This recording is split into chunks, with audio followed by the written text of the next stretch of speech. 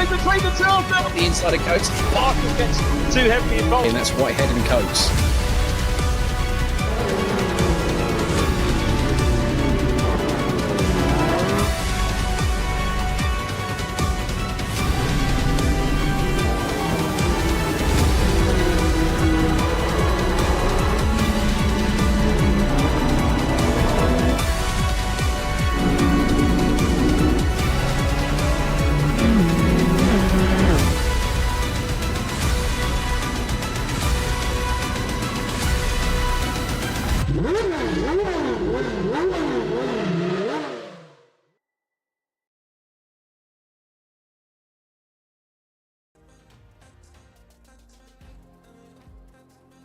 Hello, good evening. Welcome everybody to the virtual reality racing club World Touring Car Championship. We are incredibly already on our third event of this campaign, which takes us through to the end of February. My name's Richard John Neal, and apologies to everybody who enjoys the co-commentator. We don't have one for you this week. Reeve will be back with us later on in the series. We have one of our racing guests next week, and indeed the week after.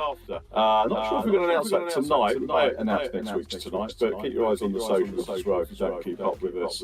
But really looking forward to the next couple of weeks with guest commentators coming in, and more about that anon. But we are at Tor Poznan in Poland. Great little track. Here is the calendar, which you're probably familiar with already, having raced at Brno Pascani. Tor Poznan has comparisons with Brno, which we'll come to a little bit later on. Next week we reach the halfway stage, and that is Dutch round Assen. Then we go to Most, Ricardo, Tormo, Curitiba for round 7. That's the Brazilian round. We've got another guest commentator lined up for that one, which again we will mention a little bit later on. And then round 8, we go to South Africa for the end of February.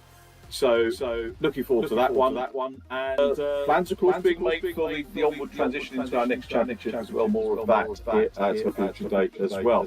But we need to have a little look at how things panned out last week. Now, race winner wise, if you haven't looked at the results, you're maybe thinking that Josh Martin won the feature race, but he had a penalty. He did allude in his interview to an issue during the race, and that gave him penalty, and he was second. But the top three pretty much remained the same. Andy Carroll took the feature race win, therefore winning his first race of this campaign, and Josh Martin second, and Thomas Potter third in the feature race, with Scott Woodman taking third on the day for points. Driver of the round, we couldn't take it away from him, could we? Despite a very slow misdemeanor, it was the birthday boy last week, Josh Martin, who's the driver of the round. So that was our silverware for the second event of our championship.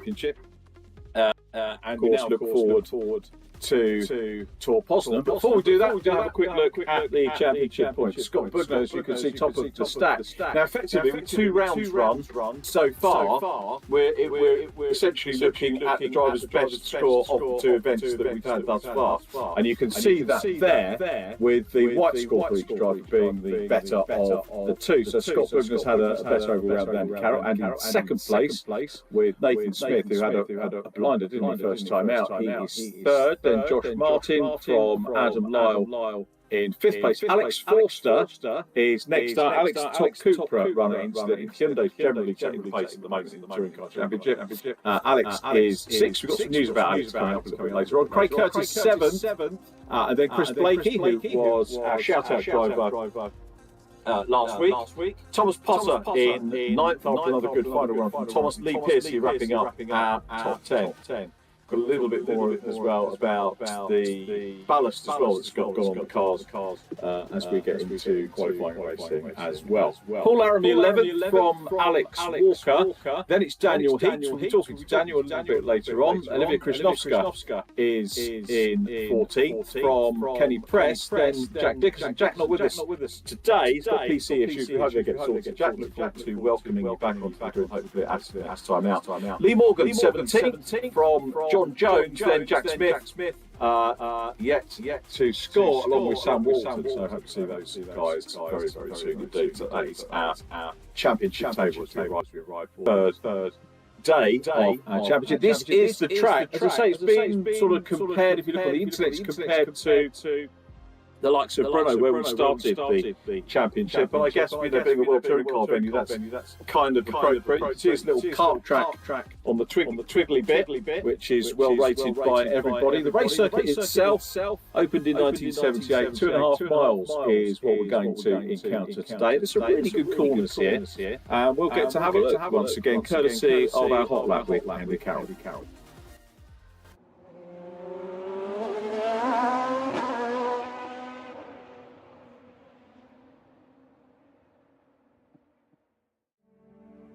Well, those of you that tune in to social media will know that the hot lap gets posted quite early. It gives you a nice taster of what's coming up over the course of the event.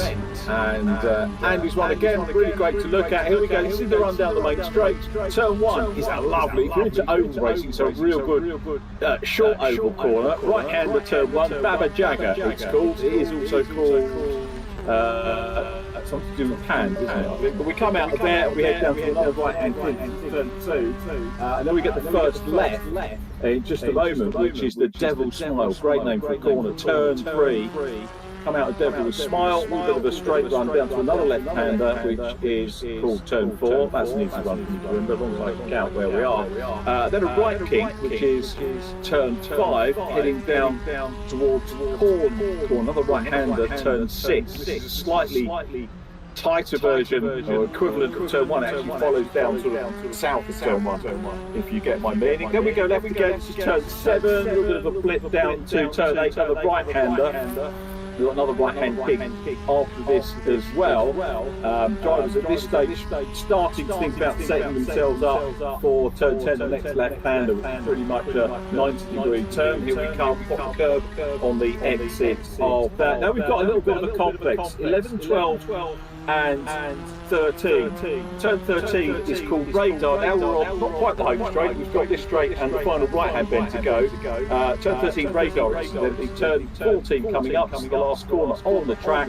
So grab the apex here. You can see the grid lines coming up. That tells us that we are very nearly home for our hot lap. Across the line, under the gantry, 134.21. There were some 133s being posted in the practice time immediately before we went live today. So that's pace from Andy Carroll, and it looks like the drivers are very keen as ever to try and beat the hot lap. That's the great thing about it. It gives everyone a little bit of a target and gives everyone a wee bit of sort of advance notice of what some of the quick drivers are up to and what the circuits are about.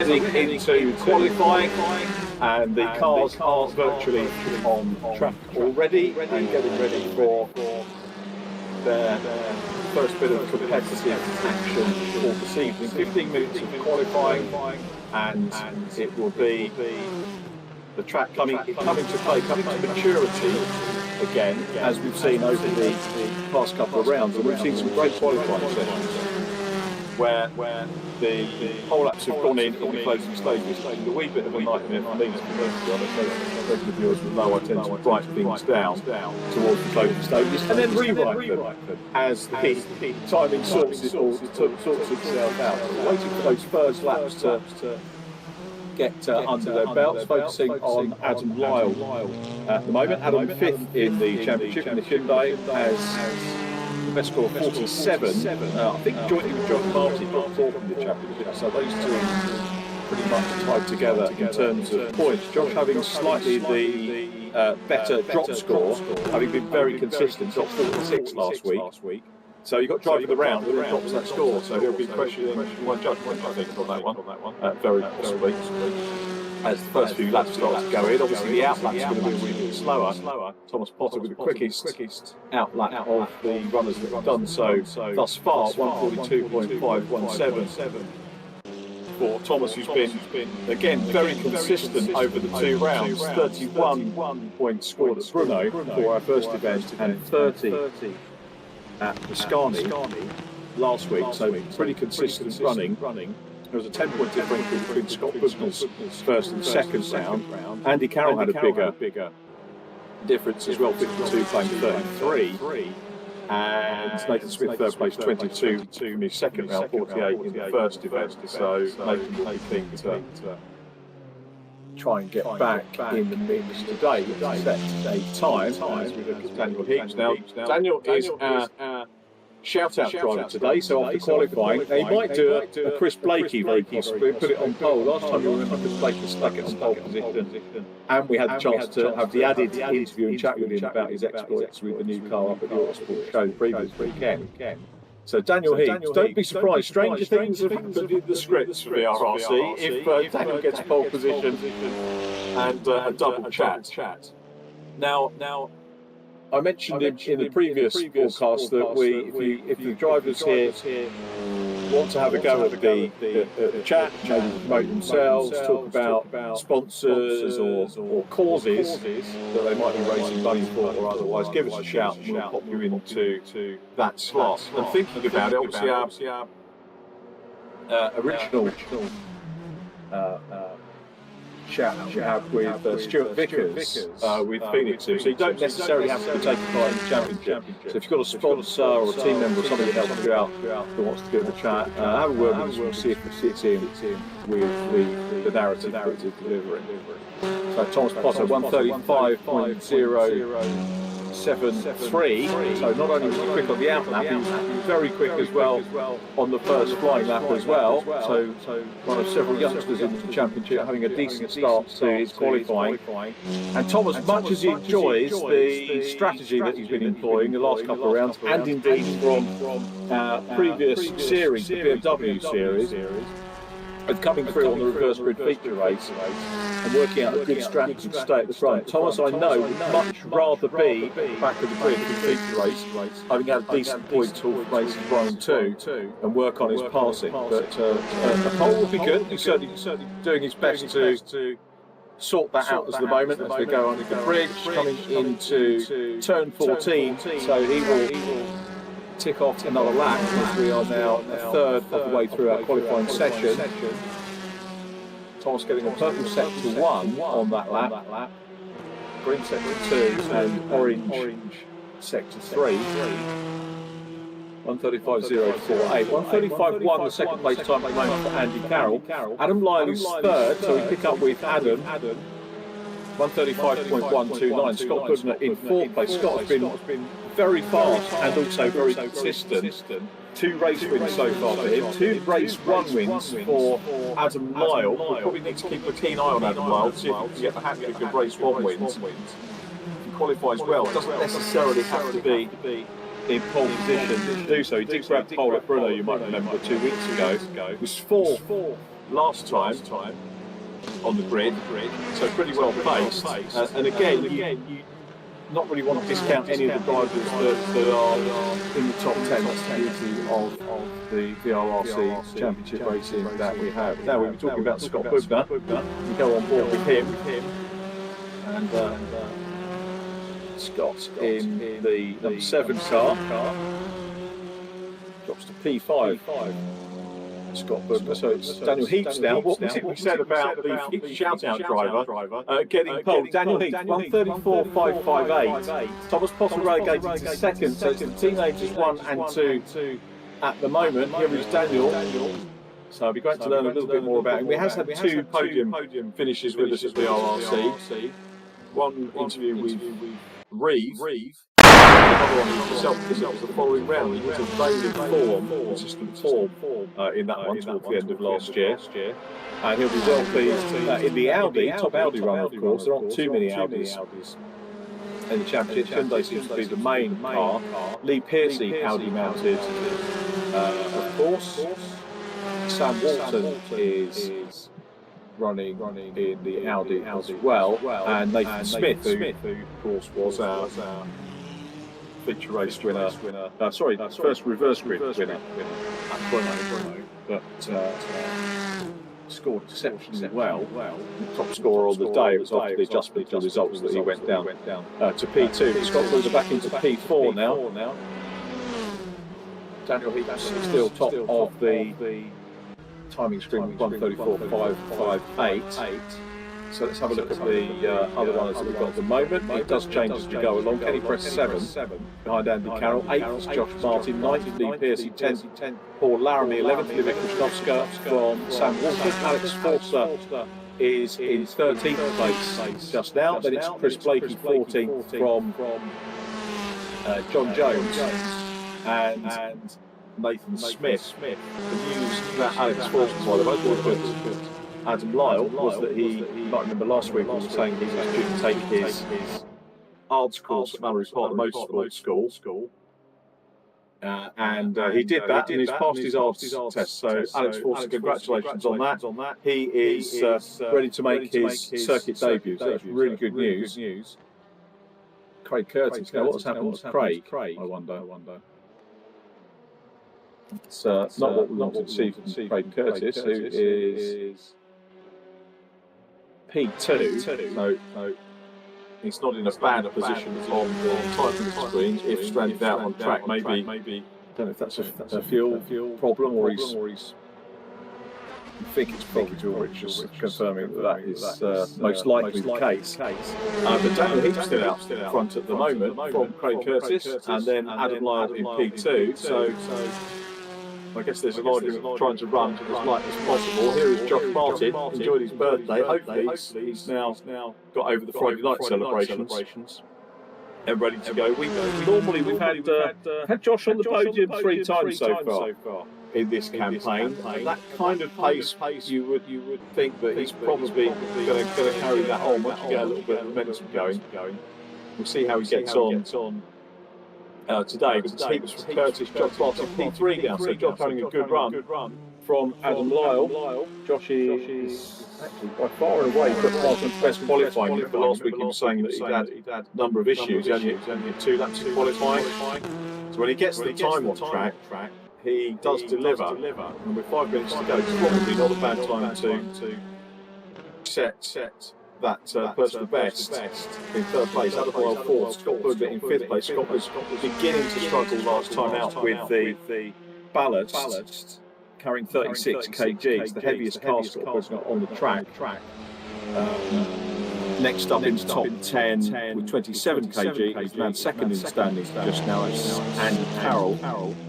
And then with 25 kilograms, Josh Martin. So Josh doing a very good job considering how heavy the car is. But 4th place at the moment. Adam Lyle now 5th, Scott Boone's 6th from Paul Laramie, and 4 minutes to go as we pick up on Chris Blakey. That wonderful livery, and I hope you've seen the social media with the real world pictures as well. Absolutely stunning looking car.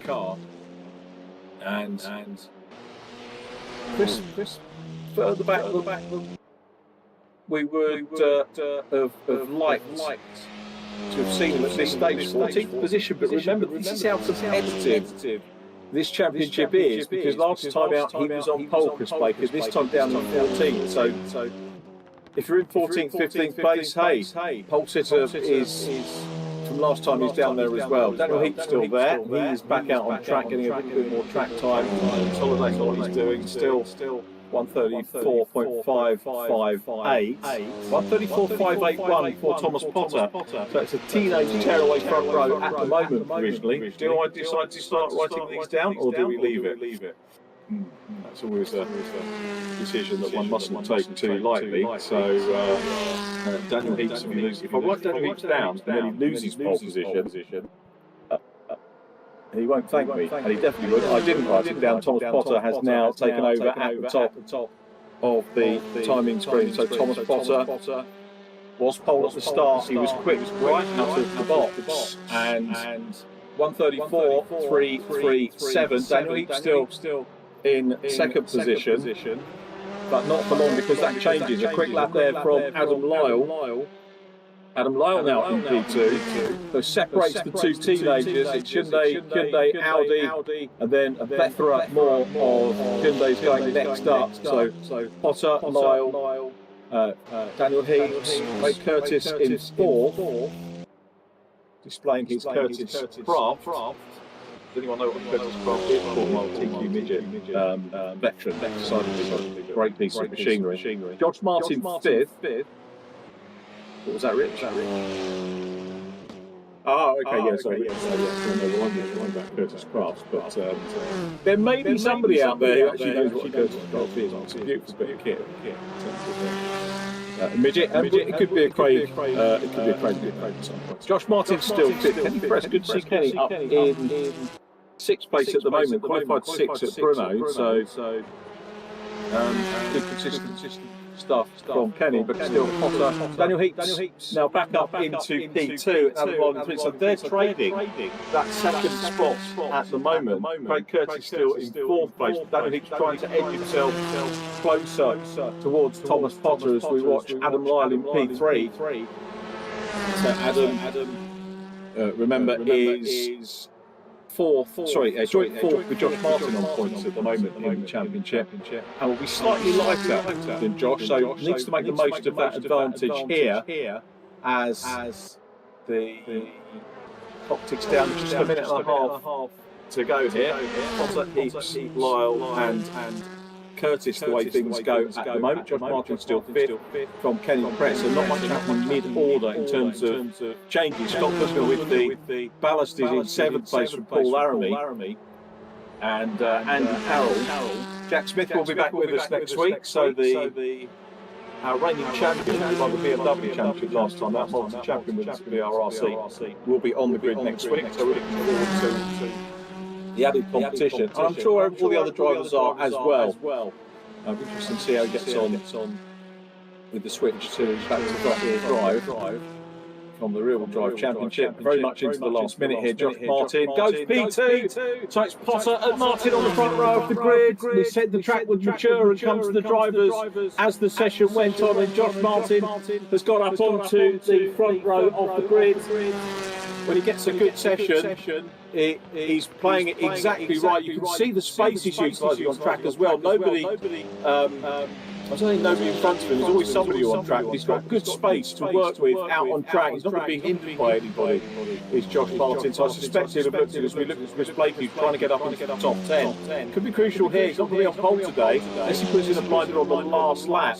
But he is going to be potentially in that zone where we get a reverse grid pole, maybe Chris Blakey. So we could still see him up at the sharp end. But Thomas Potter still on pole. The clock is finished. Paul Laramie's finished his session, he gets the checker against his name on the timing tower. So too does Andy Carroll. Scott Bugler improves and goes into 5th place. We're waiting for Potter, Martin and Heaps to come through and see where they wind up, whether there is any improvement. Potter at the moment showing orange sectors. Josh Martin showing quite strongly as well. Adam Lyle pulls up. He is finished. Scott Bugler looks like it's going to be a P5. And again, a lesson for myself, don't bother writing things down because they have changed quite considerably. So Thomas Potter looks like he is going to get there. Kenny Press goes across the line. Okay, so Daniel Heaps in 3rd, and Josh Martin will not improve. So it looks like Thomas Potter has got the pole from Josh Martin. Daniel Heaps in 3rd place, and just scribble that down. So we do get the 2 interviews, which is great. Daniel Heaps in 3rd, and then Adam Lyle in 4th place from Scott Bugner, championship leader. He is in 5th, and Craig Curtis wrapping up top 6. 7th goes to Kenny Press, Paul Laramie, then Andy Carroll, Lee Piercy 10th from Alex Forster, Chris Blakey in 12th, Sam Walton and Olivia Lisnowska on row 7, and then John James and Nathan Smith. It's like Nathan Smith the attic from the back of the grid. We will hear from our pole position qualifier, Thomas Potter, and also our 3rd place man, Daniel Heaps, after this little break.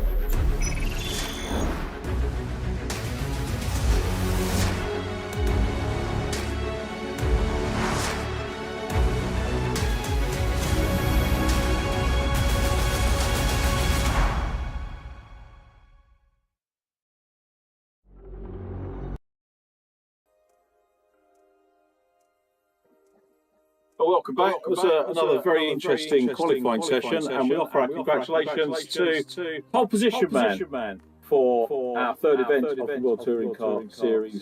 Here with the Thomas Potter. Well done, Thomas. So we're sort of following on from podium interview last time out at Pascani.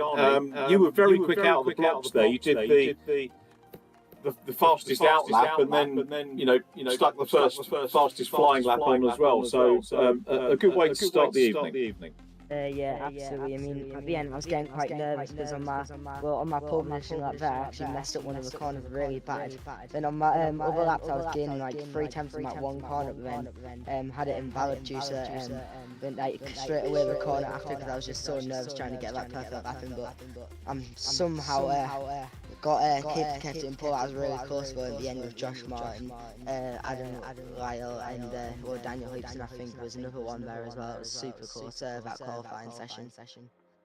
Have you had poles with us before? I'm just looking back at my stats from the last couple of championships, and I can't spot anything from the last couple of series. So is it the first pole you've had with us? I'm pretty sure. I think I might have, if I have, it might have been around that didn't get streamed at was it Spa in the other BMW? It were in the BMW 135i, I think, with the push to pass. But if not, then yeah, this is definitely the first one.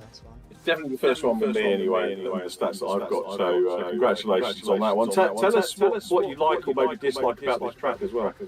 Well, I dislike the track on this, and I think Richard's had a few messages about that one. But I also just love the actual way the track is. I mean, you can tell by the amount of laps I've put in this track. I think it's probably about over 300 laps now within that official practice and qualifying session.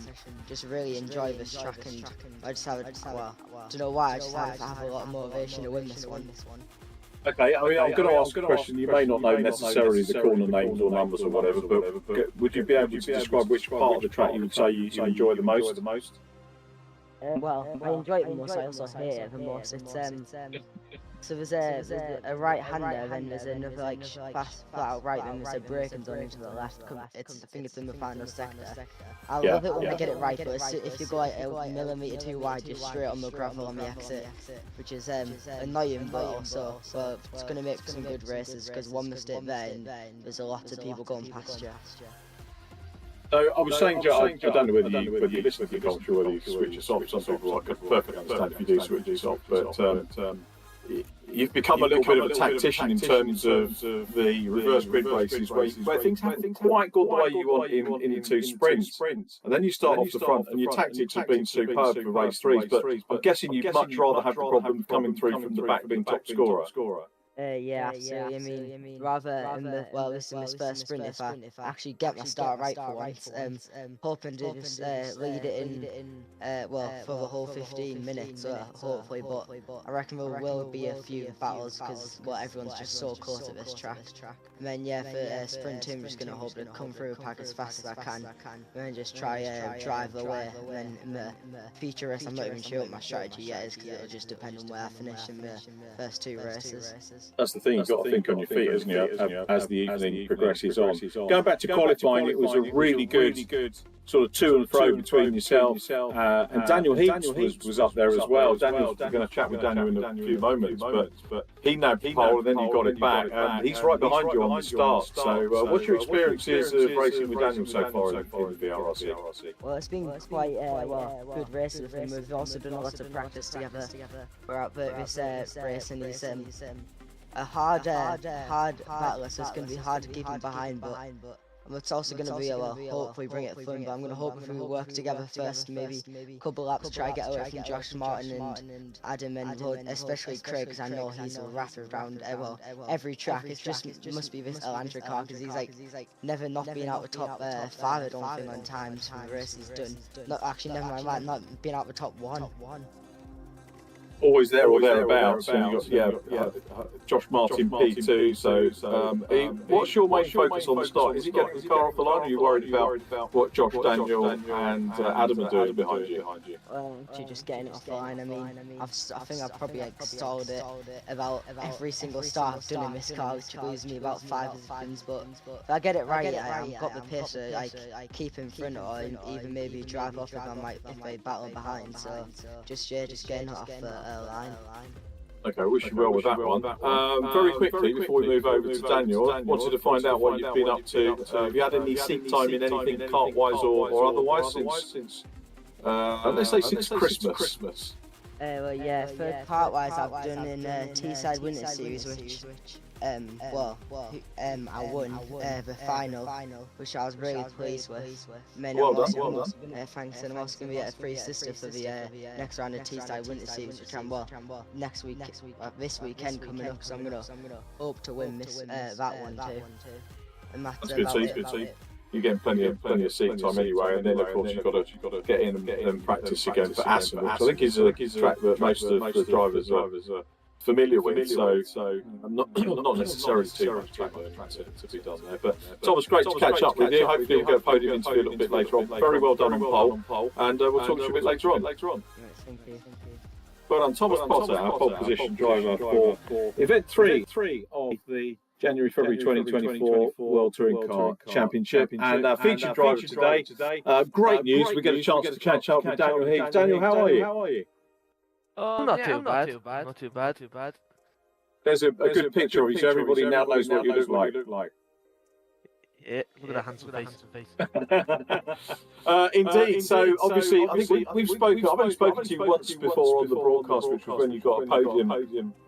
Yeah, that was the BMW. Yeah, I can't remember which round it was. Have a quick look back. It was, I think Lauer's ring in the Ass. I don't know what the Esplera ring was. Whatever that young right. Osherslaver, I think that was when you spoke to Reeve, but then the proper interview was with me. Reeve, I'm only joking.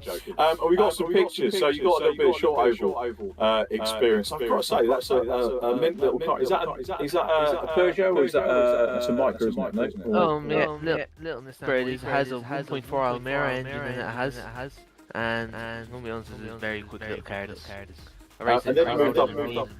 And then you moved up into the drifting car. They're sticking with the ovals. Where was you? Was that Tip? Was it?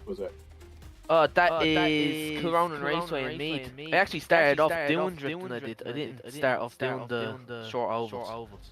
Oh wow! Okay, so you got a bit of drifting experience, then went short ovals. And where was the oval again? The ovals in Meath in Ireland is called Corona Raceway.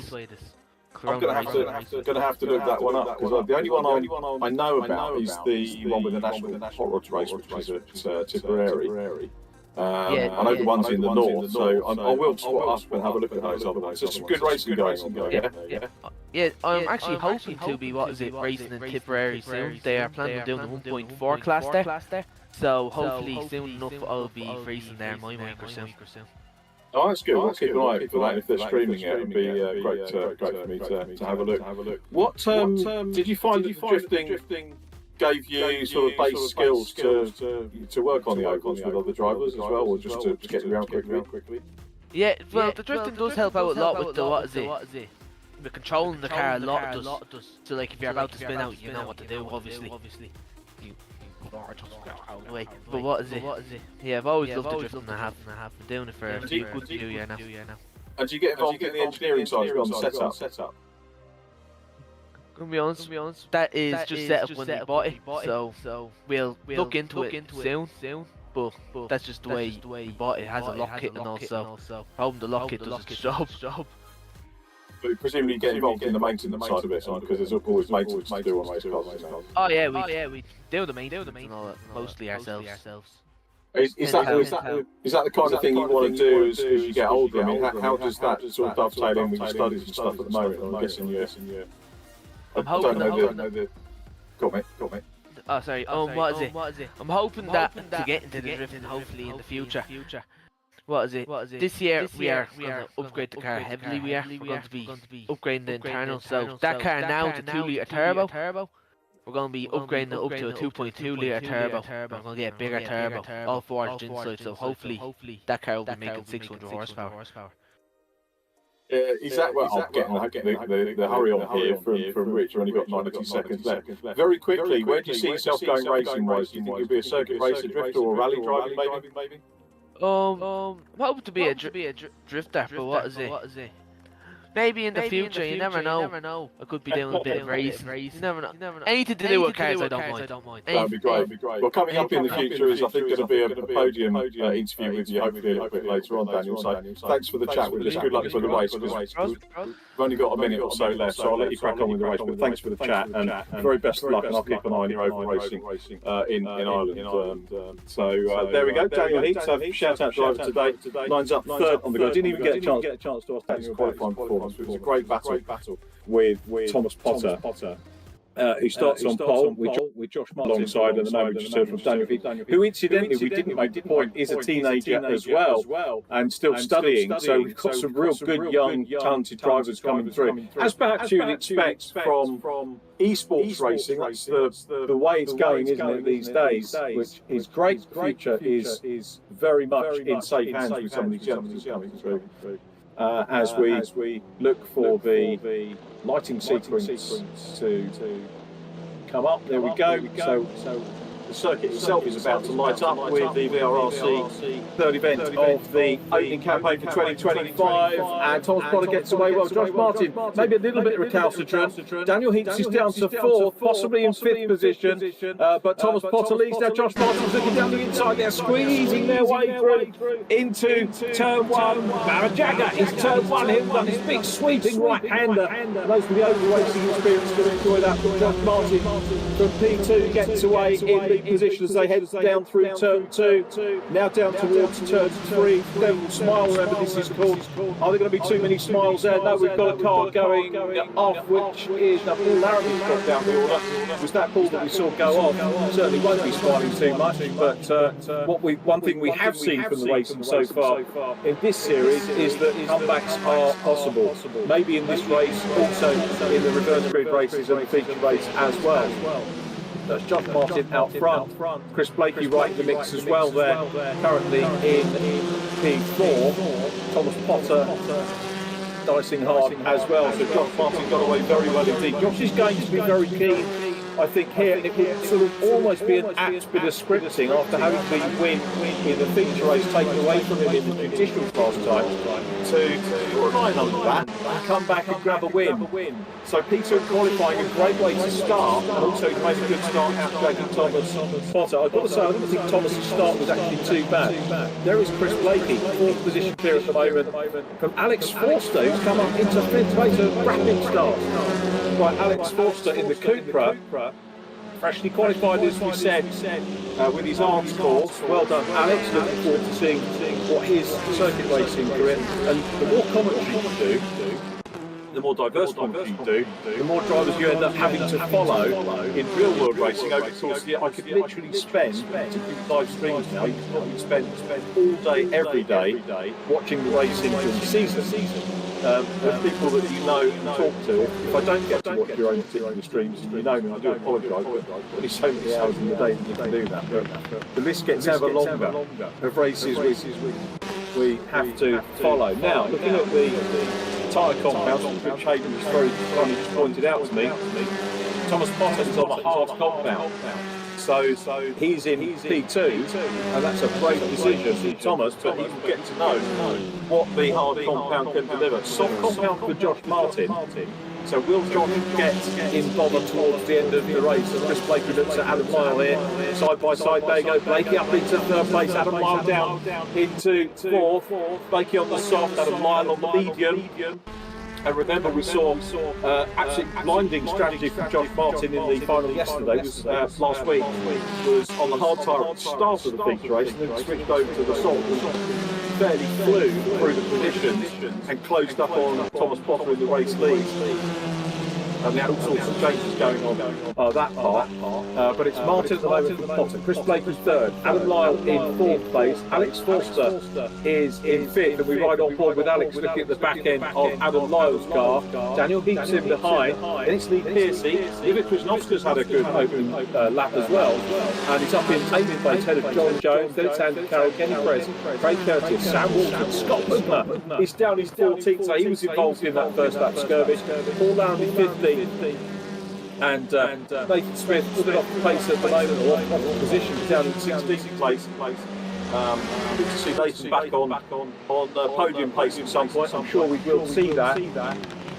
So Josh Martin still clear. Alex Forster, though, is the driver on the move at the moment. So really busy track going on behind this group, and incredibly already here in Poznan at the 1/3 distance of our first race of the day. And Alex Forster looking quite tasty here and about to challenge Adam Lyle for 4th place. He's close enough, he can explore the different lines now. Daniel Heaps is down behind him in 6th. Daniel and Thomas having a real humdinger of the qualifying, as did Josh Martin. Josh's best Q of the season so far. So we've had 3 different rounds, 3 different pole settings. Again, that underlines how competitive this is. Adam Lyle's pole at Brno, Chris Blakey's pole last time out. So if you are getting to watch any snippets of this racing and doing your own esports racing in whatever league you're in, come and join us here, because it is a really good fun Wednesday evening. Every Wednesday, if in for one round, come and join old Jack. That was some great camaraderie, make friends, and the friendships extend to the tracks. The drivers love meeting up as we get a change here.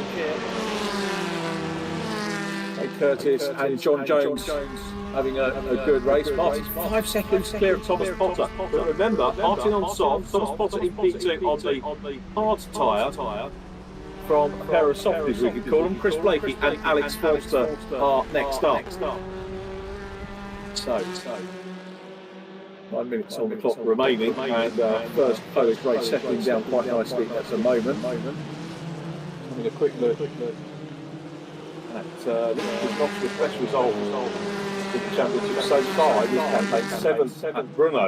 She is potentially on to equal that, and as I say, a really good opening couple of laps for her to get up the order.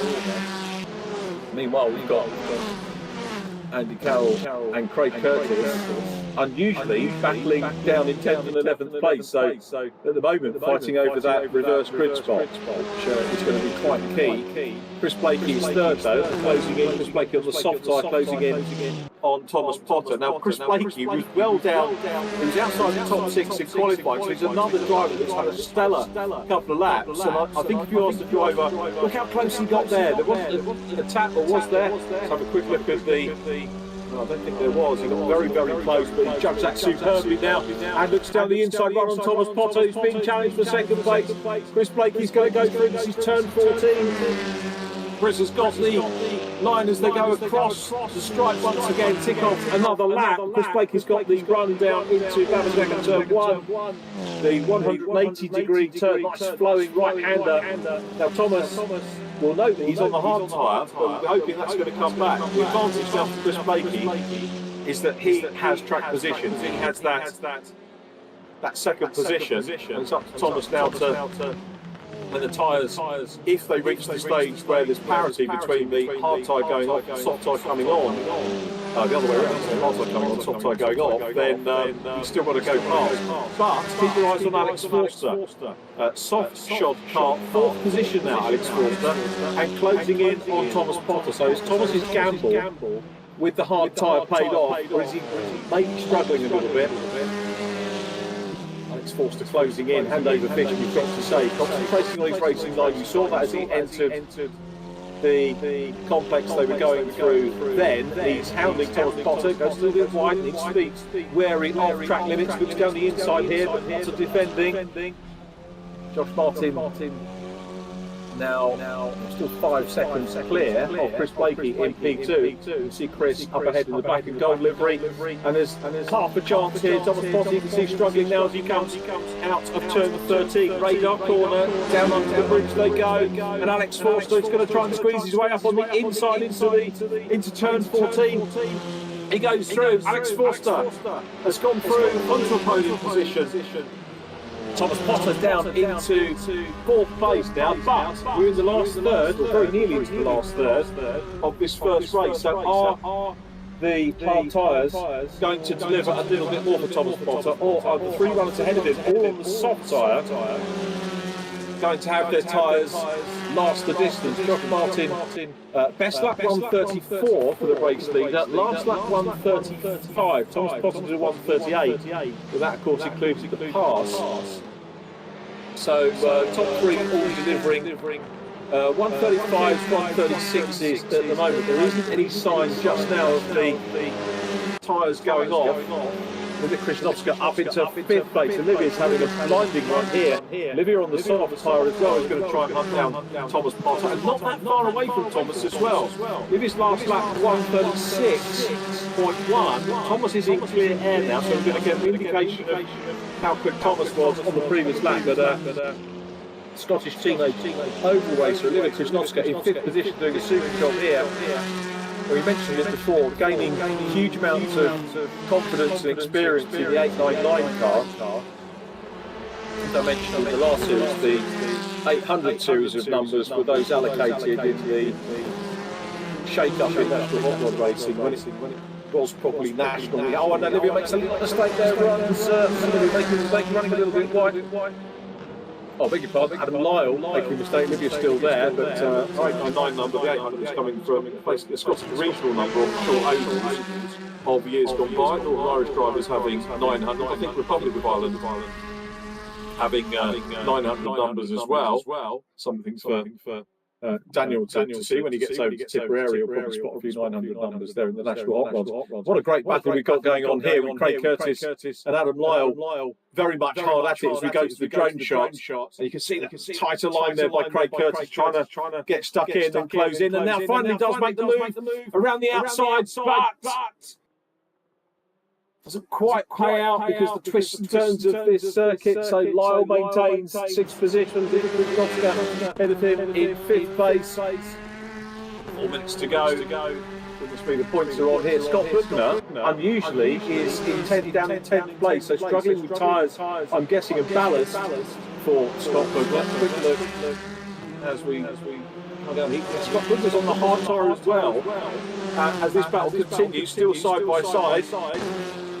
Adam Lyle and Craig Curtis losing touch with Livia Krzyżanowska. It's Adam Lyle still out front at the moment, so Lyle hugs the inside line. Craig Curtis trying to get around the outside, tucks back into the next couple of corners, maybe to build some momentum as we now break the 4-minute barrier here left on our first race of the evening. Josh Martin still out front, still with that fastest lap. Chris Blakey in P2. Last lap for Martin, 1:35.4. Chris Blakey, 1:35.8. Alex Forster, 1:36.6. So the top three looking relatively settled at the moment. Thomas Potter slightly quicker than Alex Forster on that last lap. So maybe the hard tyre is going to prove to be a little bit more durable as Craig Curtis again with Adam Lyle. He's on the outside run. They're swapping places. Great view of this wonderful sweeping corner that we've got here. And it's still Craig Curtis that holds sway for a very hard earned sixth position if that carries on. Now here's Thomas Potter back in third place now. So Alex Forster has been past. Thomas Potter has maybe timed this quite well. He maybe might be thinking about medium perhaps for the next race, bearing in mind he's got to try and work his way through, but at the moment he's on the podium. But Alex Forster is going to race him hard all the way to the flag with 2:37 remaining. Alex Forster chasing now, or re-chasing, try and get past Tom. It's a little mistake, getting a little bit frustrated maybe Alex Forster, as perhaps the softer tyre begins to go off. But Thomas Potter, top hard tyre runner as well. He's got good running on the hard compound as well as Andrew Carroll. Looks like that battle's done, doesn't it, for the moment? 2 minutes to go. Potter looking confident again, back in third place. Last lap for Potter again, a 1:36.8. Chris Blakey did a 1:35 on the last one. 1:36 on this one. That's good pace with Chris Blakey. Closing down a little bit on Josh Martin, but it's going to be a little bit too late to pull anything back, I think, on the leader unless Josh makes some mistakes. This is a really good opening gambit for Josh Martin. P2 qualifying and leading the race as we go back to Adam Lyle chasing Craig Curtis with Kenny Press behind him as well in the Pyro red and white livery. Behind them it's Scott Bugner and Scott in ninth now with Daniel Heaps. So Daniel could find himself on the front row. He's in 10th place at the moment, Daniel Heaps. Daniel running on the medium tyre, so it's been fascinating to see what people have used. It's going to be interesting to see what they go out on in race 2. But we're back with our race leader, Josh Martin, who looks like he's on his way to a race win. Just under a minute to go, and Josh is well clear. One would say that he hasn't been in close proximity with anybody here, apart from the start, which he read absolutely superbly to get into the lead. I think he's going to squeeze another lap. This is probably penultimate lap. He goes under the bridge on the penultimate straight. Very slightly downhill, round turn 14, onto the main straight, and across the line and onto his last lap. So just 2.5 virtual miles for Josh Martin to make it back-to-back on track victories. But as we mentioned, the feature race result for him last week ended in P2. Adam Lyle has now caught Olivia Krzyżanowska, so is Olivia going to stay in currently 6th position, so dropped from 5th and coming under pressure from her teammate. So it's the Phoenix Racing pair, and Olivia runs a little bit wide. Oh, it's a big shame for Olivia. It's on for a big strong result there. Hope she can rejoin the track. Kenny Press now chasing Adam Lyle. Craig Curtis up into 5th place. Alex Forster still in 4th ahead of them. I think Olivia did rejoin down in 9th place.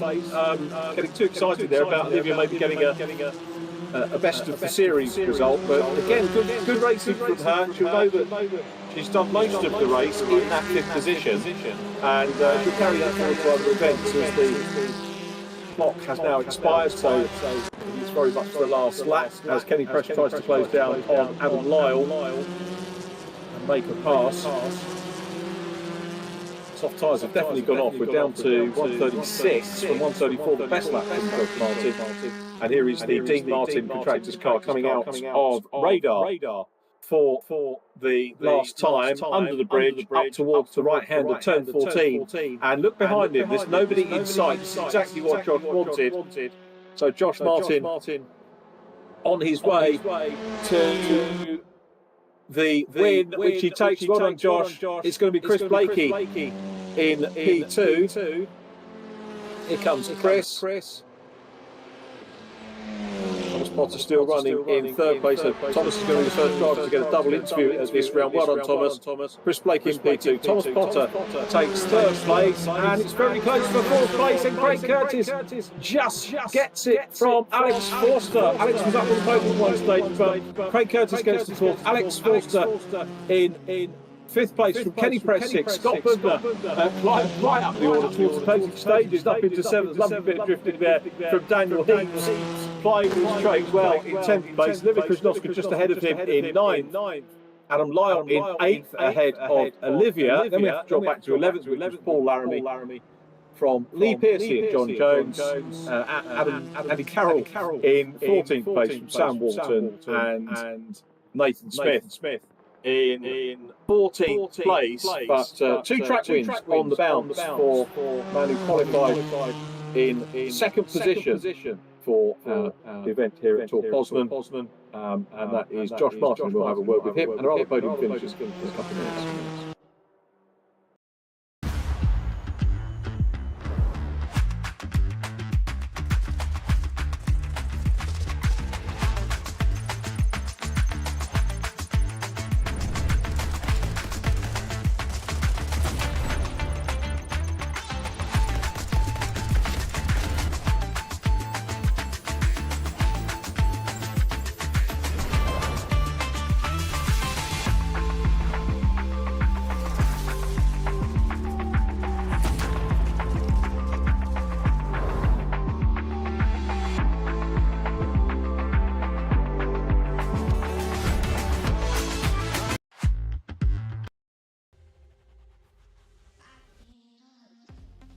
Welcome back, and we're going to do our reverse podium, as is the norm with the VRRC, and a second chat of the day. Thomas Potter. Thomas, it wasn't a bad start, really.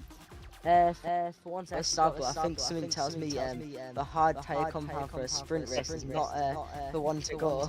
And I think I should have probably been on softs, but I mean, it was worth a shot. I think with one more lap I could have probably had second, but Josh was just way too far down the road for me to catch in the end. It worked for you to get back on terms with Alex Forster, didn't it? Because Alex got through up into third place, and then you fought back.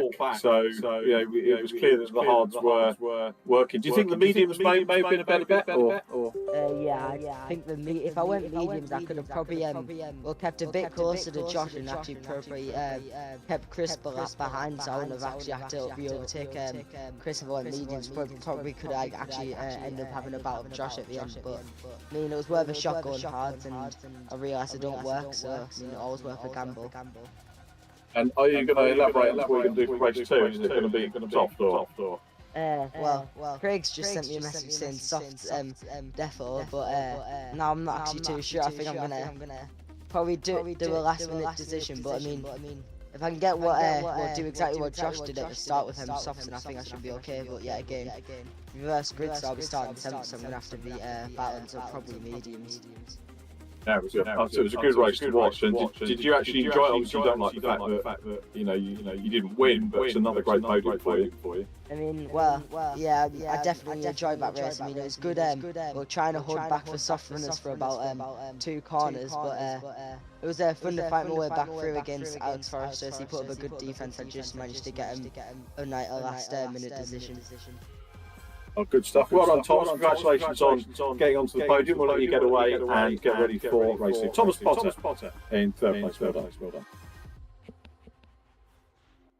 done. Last time out, we had a chat with Chris Blakey. He was our shout-out driver at Pascani last time out, and he took pole position as well, so it was double. We didn't get a chance to talk to him other than the podium in race 2, but he's done the same again, P2 here at Tor Poznan. Well done, Chris. Good race. Yeah, kind of deserved that one. I think I caused the carnage on the first left. So oh mate, I'll hold my hands up to that. I tapped Andy and it just all went awry. So apologies for that. You make a mistake, I hold my hands up. So that was me. So it could have gone well. I actually practiced for start and had a good start. And then just that such a downer on it because had the pace, had decent times, but yeah, that kind of put a sour patch in the race for me causing that. So. It's a shame, but it's refreshing for people to hear a driver say, it's my fault or whatever, might have caused an issue. The good thing is you do actually get a second place interview because judicials are afterwards. Yes, that's true. That's always a nice thing. So what's your week been like anyway? Yeah, not too bad. We've just been practicing when I can on this. I've been trying to start get the car ready for the new season. So just been trying to rearrange my garage because it's a bit of a tip and start pulling the coolant system part of my real race car to get that ready for Brands Action first weekend of April. So. Still a long way off, isn't it? But people are now starting getting the noises on social media. People are starting to either take things off or put things on the car. Yeah, it's going to come around real quick. I'm actually going for gallbladder surgery next week, so that's 2 weeks. I'll be out. Sorry. My race manager, fiance Bex, will not allow me to do anything near the garage for at least 2 weeks probably. So I need to get it in before that point. Oh, right, mate. Well, we wish you well with that. Does that mean you won't be with us next couple of weeks? I'll be at Assen next week, but then possibly not 2 weeks after that, unfortunately. I obviously wish you well. Hope all goes cleanly and smoothly with that. Not greatest of things to do. But get yourself fit. Yeah, get it out of the way. It's not in the middle of the race season. That's the main point. If it messed with an actual race, then I would have been a bit more upset. Yeah, so of course, Rich, that was always the priority. If you're not fit enough to do sort of sim work but want to commentate, then I'm sure we can accommodate you that way if you fancy doing a bit of coke. Think about that. Dulcet tones on my dulcet tones on a Wednesday afternoon. I'll happily chip in. I'm sure I'll be missing it. Yeah, sounds like a good plan. So we may well do that. I think it'd be an ideal choice. So that'd be good. Obviously, reverse grid race coming up. So. Yeah, that was effectively a reverse grid race for you anyway, wasn't it? Yeah, I had a terrible qualifying. I think I got one off decent up in. My own fault for first of all going out and thinking I was on the wrong setup because the car felt weird. I was like, why is it feeling weird? Completely forgot we had to work the grip up. So I came back in, made adjustments, and still wasn't feeling right. And it wasn't until about halfway through the session that it twigged. So I had to pull back in again and sort the car out, go back in, and just kept my track limits. Frustration got the better of me, so it wasn't my best performance. But I actually love the fact that this is such a competitive championship, and you can be, you're the pole sitter from last week, and you were down there, and you can come through, and there's a lot of talent, isn't it? It's a great lineup. Yeah, it's a great bunch of guys. I'm sure the guys will not be saying about that in the chat in a minute, but on the general consensus of it, on a good day, yeah, we have some great racing, so it's great race against these guys. Well done, Chris. Thanks for chatting to us. Well done, Peter, Chris Blakey. Brilliant. Thank you, guys. And I think the point I'll make, Chris and driver, the amount of racing that you do on the sim, there are going to be more incidents over the course of more races, more accidents going to happen, more incidents. Incident-free, I think, on that one. And second race win on the bounce, and we did get the winners interview last time out. But Josh, you did hold your hand up as well, didn't you, last week? And said there was a bit of contact on the feature race last time. Yeah, I was a naughty boy on that one last week. I gave a car a little nudge. Nudged him into another car. Yeah. You did try to avoid it. But anyway, it was your birthday. We thought we were going to get away with it. Yeah, exactly that. I thought Rich might be nice, but no. But you guys are all honest anyway. You mentioned about that. But what a great thing, and again, you couldn't script things like that. To come back, best qualifying probably for a while. I can't remember. Let's have a quick look at the BMW one. Josh, You might have to go all the way back.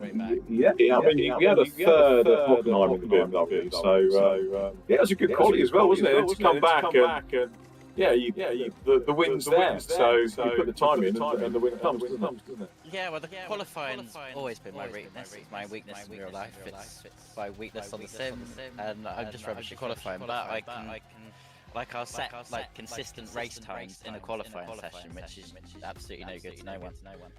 So no, to qualify on second was quite a big surprise, to be completely honest with you. And then I did a bit of practice last night on a run on the softs, and I knew what my delta was to a brand new medium and a brand new hard. So yeah, I made that strategy decision, and when we were sat on the grid and I could see everyone else's tyre choices with some hards and mediums, I thought, oh, have I made the right or wrong decision? But I'm glad I stuck to my guns like last week, and yeah, it paid off in the end. Yeah, and a good clear win, a great start. You got ahead of all battles and everything else, so that was pretty good. So is there? I mean, again, we've chatted to Tor Poznan earlier on. Thomas had great qualifying, obviously, as well. And you basically you can't decide what you're going to do tyre-wise until you've got through this and work out where you're going to start for the feature race. I've got a pretty good idea what I'm going to do for the feature race. Is it hards again and then soft? No comment. But yeah, no, I've got a plan in mind. Obviously, you know, if I was say starting at one end of the grid or the other end of the grid, it would change either way. But hopefully, I'll be starting near the back of the grid, and I can stick to what I have in mind.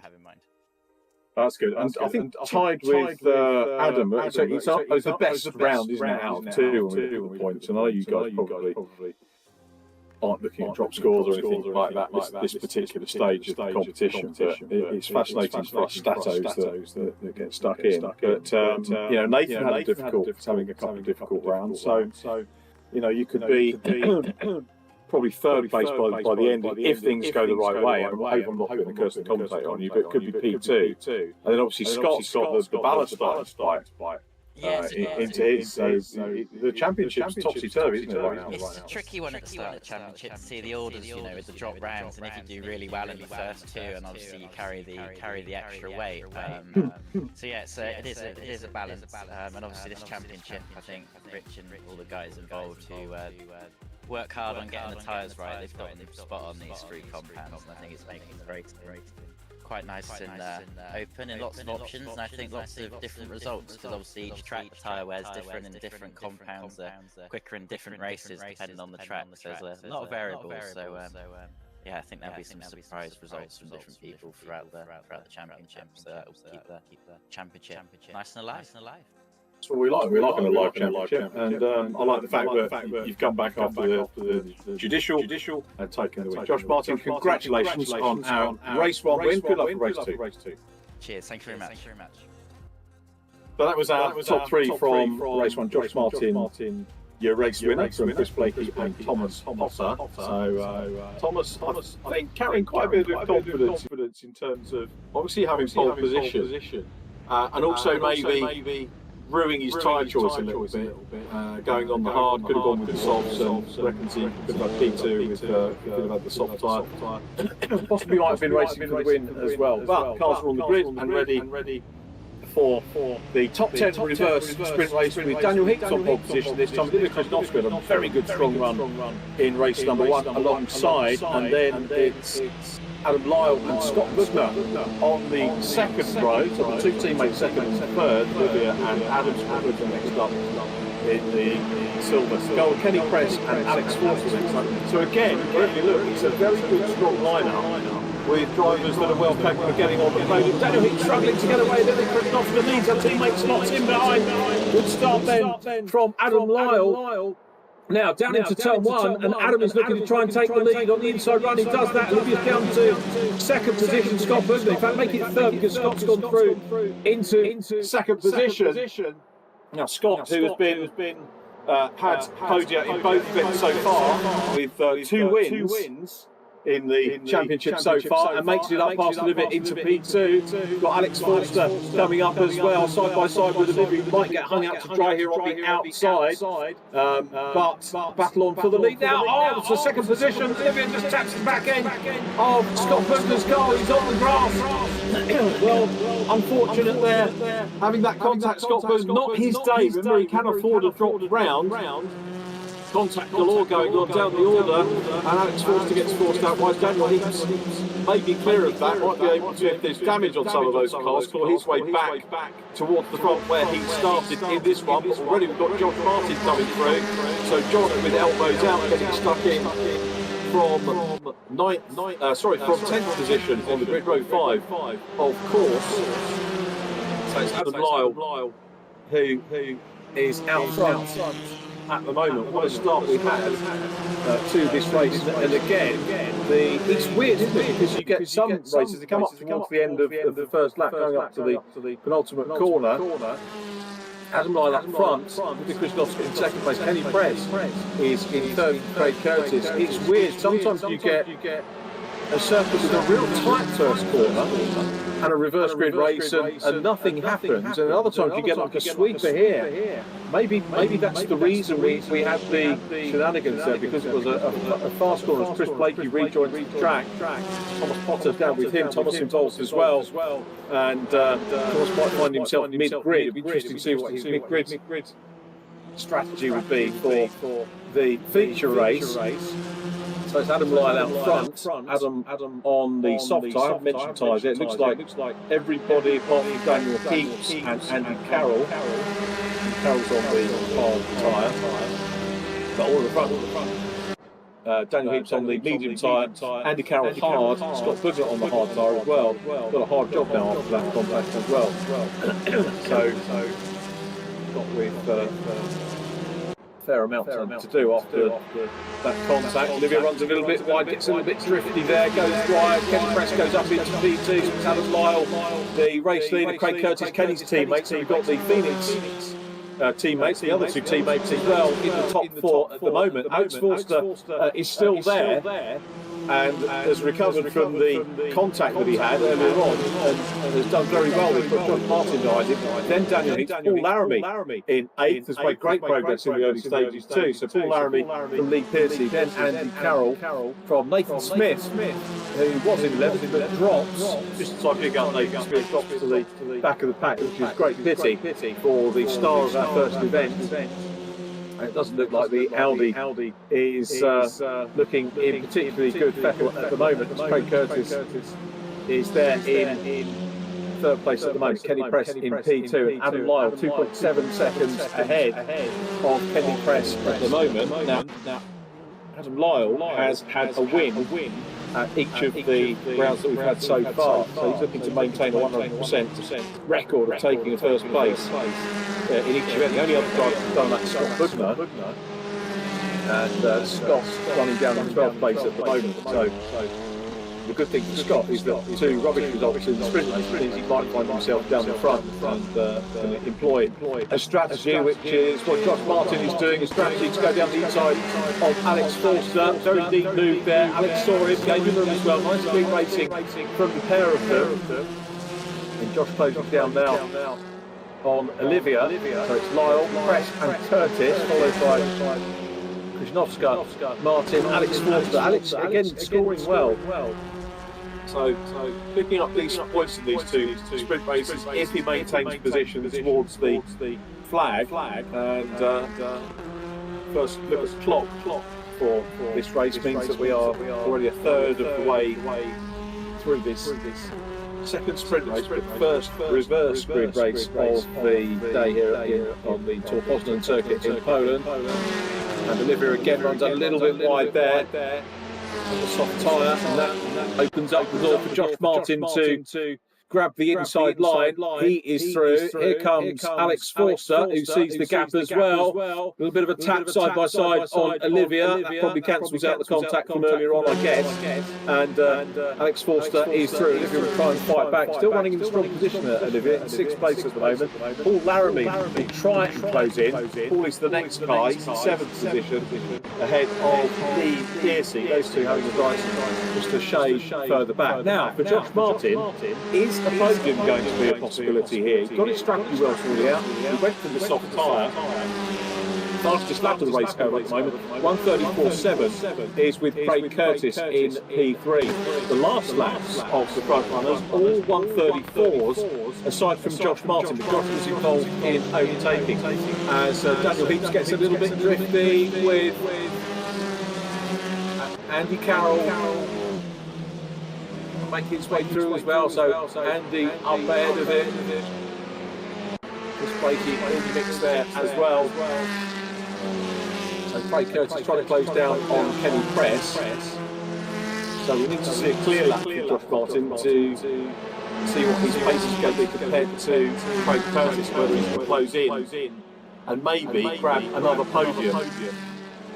Certainly consistency seems to be the key at the moment for Josh Martin in terms of taking that win. Two teammates, great shot of them going down the straight. And I'm wondering whether Josh Martin is, the gap looks as if it's come down a little bit. They've got across the line now. So it was actually slightly slower lap from Josh that time. 1:34.8, 1:34.7 for Craig Curtis, who was just about a tenth quicker than Kenny Press. 1:34.7, 1:34.8 for Kenny Press, 1:34.4 for Aaron Lyle, who gets the fastest lap. The race leader, well, he's on his own, he's on his toe, everything else, but the 17 car of Adam Lyle running very well indeed. There is the race leader, fastest lap of the race as well, and very clearly enjoying himself, not having to battle with anybody, to concentrate on racing lines. The only thing that he's upset in terms of a pattern is not winning race one, so he'll take a reverse grid race win for sure. As Lyle starting on the second row, P3 started for this one alongside Scott Booker. And Scott down in 14th. Probably counting this one as his dropped score potentially. Lee Pearcey, we look at with Paul Laramie. Paul Laramie in 7th, middle shot at the moment is Lee Pearcey, trying to get on terms with him, number 60 car, who we did a shout out for earlier on. Was that Rich? Craig Curtis now in P2 from Kenny Press, so last year with the fastest lap. Craig Curtis on a 1:35 on the last lap, 1:34 for Adam Lyle, and again, they've not battled too much here, but you can see Josh Martin is closing up on those guys as we go back to 7th, 8th and 9th. Chris Blakey back in 9th place at the moment. It's not going to be another podium, I don't think, for Chris in this one. But perhaps a decent point score in the offing. So Laramie and Pearcey have made progress very definitely in this race. And it's a trio really, that's starting to develop. As we go back to Josh Martin, trying to close down on second and third. We've got 6 minutes to go. It could be that Josh Martin could get a podium here. Could possibly hoping. I don't think I've ever interviewed Kenny on the podium yet, so with VRRC. But you can see Josh is very well focused at the moment. And sometimes you get a driver who just gets in a little bit of a groove and didn't let the penalty last week phase him at all. Came out really on fire today in qualifying. Albeit behind Thomas Potter, but of course it's how you get the power down in the race that counts, the tyre strategy and everything else, but very definitely closing in. So Kenny Press will now also start to afford himself the glance in the mirrors. Now many drivers will say, many driving coaches, the one I remember the most telling me don't look in the mirror at all was Lee Caroline. Jamie Caroline, Lee's son. Lee Caroline was going through a video of Lee racing TVRs and pickup trucks earlier on in the week. But Jamie Caroline said, no, absolutely no way. Afford yourself the glance, but do not focus on it at all. I'm wondering if Kenny will be aware, I'm sure he'll be aware, that Josh Martin is closing up in P3. Lots of peaks coming up on the screen with contact happening a little bit further on. So Rich Hayden's going to have a busy time looking at all of the, reviewing all of the footage and data for those. Meanwhile, Closing up is one thing, as we always say. 4 minutes to go. Josh will definitely fancy his chances here. Remember, all of the leading runners on the soft tyre after race 1. So race 1 was more of a lottery in terms of who picked what. As we go past the go-kart track exit, Josh runs a little bit deep there. Adam Lyle still with fastest lap. Last lap for Adam 135, Craig Curtis 134. So Craig is starting to close in on the race leader, but the gap is 3 seconds, quite a big gap. As Kenny Press now, you can see Josh Martin closes right in. Alex Forster in a strong 5th place once again. Alex has been a real star of the championship, joining the championship for this one, and another podium is not going to be too far away, I think, for Alex Forster. Adam Lyle will be it'll be a breaking right for him, taking the first driver to take the 3rd win of the campaign. Adam Lyle, if he does it, he's joint with Josh Martin in terms of the championship coming into this event, and he'll be looking at that. I'm guessing he and Josh will be the 2 drivers to watch in terms of the feature reverse. Josh running very, very wide indeed there. Just thinking in terms of penalties, we said he wasn't involved in contact in race 1. He couldn't win because he flew away with it. But were there any track limits for Josh to worry about? It's going to be interesting. I'm sure there weren't. But going a little bit wide on that corner, he's respecting the track now absolutely superbly. Comes up over the curves and now heads towards the rear wing of Kenny Press's car, and without further ado has a look on the inside run here, and he's got that one through. So Kenny Press down to 4th place, and Josh Martin up into P3. So it was from 10th on the grid up to great stuff on places gained. Josh importantly robbing us for place gains points, as they have in the F4 British Championship. Powered by Rocket and supported obviously officially by the FIA. Hoping to get an F4 driver on Snowcon for this as well in the next couple of weeks. Won't say who it is just yet, but just wait to get that one rubber stamp. Great thing here, Kenny Press, he's not giving up, goes up the bridge. He's having a look as they come into turn 14 to try and get the position back from Josh Martin. Now Josh, as you can see, is not leaving the ground. There wasn't necessarily a battle between Kenny and Josh, but the gap has opened up because Craig Curtis is getting away. 136.2 his last lap. Best lap of the race 134, so the soft tyres are starting to go off. And Kenny Press might have maybe saved a bit more rubble wear than Josh has coming through the field. So Kenny will be keen to try and get back into that 3rd place. He's not looking a lost cause at the moment with Kenny Press. Could well come back. But he's Adam Lyle out front. Craig Curtis 2nd. Josh Martin in 3rd ahead of Kenny Press, the pair that we are looking at. Alex Forster still in 5th place. Dimitri Oscar looking for a P6, which, if he holds that, will be the best finish of the season for her. Then Lee Pearce and Paul Laramie still very much involved as well, as Thomas Potter gets involved here with Scott Lugner. Scott looks around the outside, touchback, goes for the cutback on Thomas Potter. Chris Blake is down behind them as well. Thomas Potter's being given a real workout here. This race hasn't looked planned for Thomas at all. Now with a decent result race on, Scott Lugner goes through on the inside. A bit of rubbing we're being shown on the screen there as the alert comes up. So Scott Lugner, that could be a valuable point, couldn't it, for Scott? At the end of the season, getting up into the top 10 to find himself down towards the front in the reverse grid race. 40 seconds to go on the clock. Adam Lyle still the race leader. Kenny Press dropped a little bit away from Josh Martin now. 3rd is still not completely lost cause. But you have to say Josh Martin looking a little bit more comfortable at the moment here at Tor Poznan in that 3rd place. Adam Lyle, the race leader. Craig Curtis in P2. Craig was 2nd to Adam in race 1 at Pascani, so we've got a repeat of the 1-2 there. Josh Martin was 3rd in race 2 Pascani, but lined himself up to 3rd place here as our race leader. Adam Lyle with fastest lap as well, the bonus point that goes with that. We very often see drivers utilising the clear track to get away. and grab fastest lap of the race, and Adam has been very, very good indeed. In this one, pulled away decent lead, not quite a Josh Martin lead, but 2.8 seconds, 2.7 seconds. There's Barry. Kenny Press closing up again. Josh Martin here. Kenny maybe has left it too late to challenge the clock, has run down, so final turns beckoning for our race leaders, and Lyle coming up for the third win of the series. Josh Martin, I think, has extended the gap once again over Kenny Press, so Josh looking for a second podium of the day. Interview for him, but here is Adam Lyle, who comes out of radar onto the penultimate straight. Here we go, and round turn 14, and across the line to take the win. Well done, Adam Lyle. Craig Curtis in second. Josh Martin takes third. Kenny Press, excellent fourth place for Kenny Press. Far and away the best result that he's had of the season in fourth position.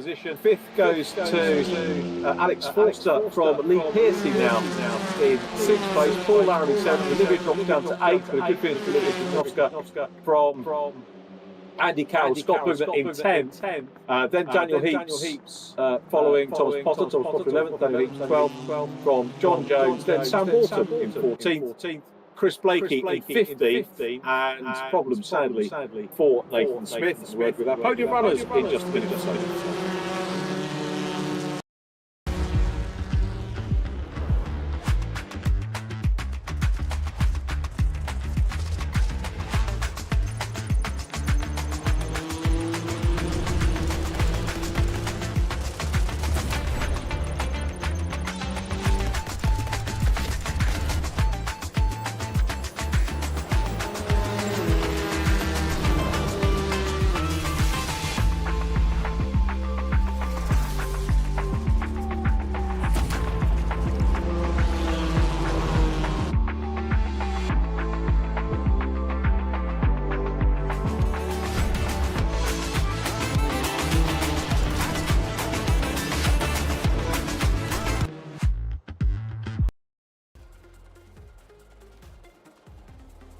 Welcome back. Podium interview time for race two, and another interview with Josh Martin. You'll be getting fed up with these, Josh, but well done. Thank you very much. What's the story? Well, to be honest, I kind of just kept my nose clean. Kept it out of Rich's hands this evening. That's what I'm trying to do anyway. And yeah, kept my nose clean. I've made some, I think, probably at the time quite critical overtakes to not lose too much time. And I was just trying to, I found in the first race, by not pushing the soft tyre, I felt like my gap was extending a lot more towards the end of the race over the people behind. So yeah, I was just trying to keep the soft tyres good on the front.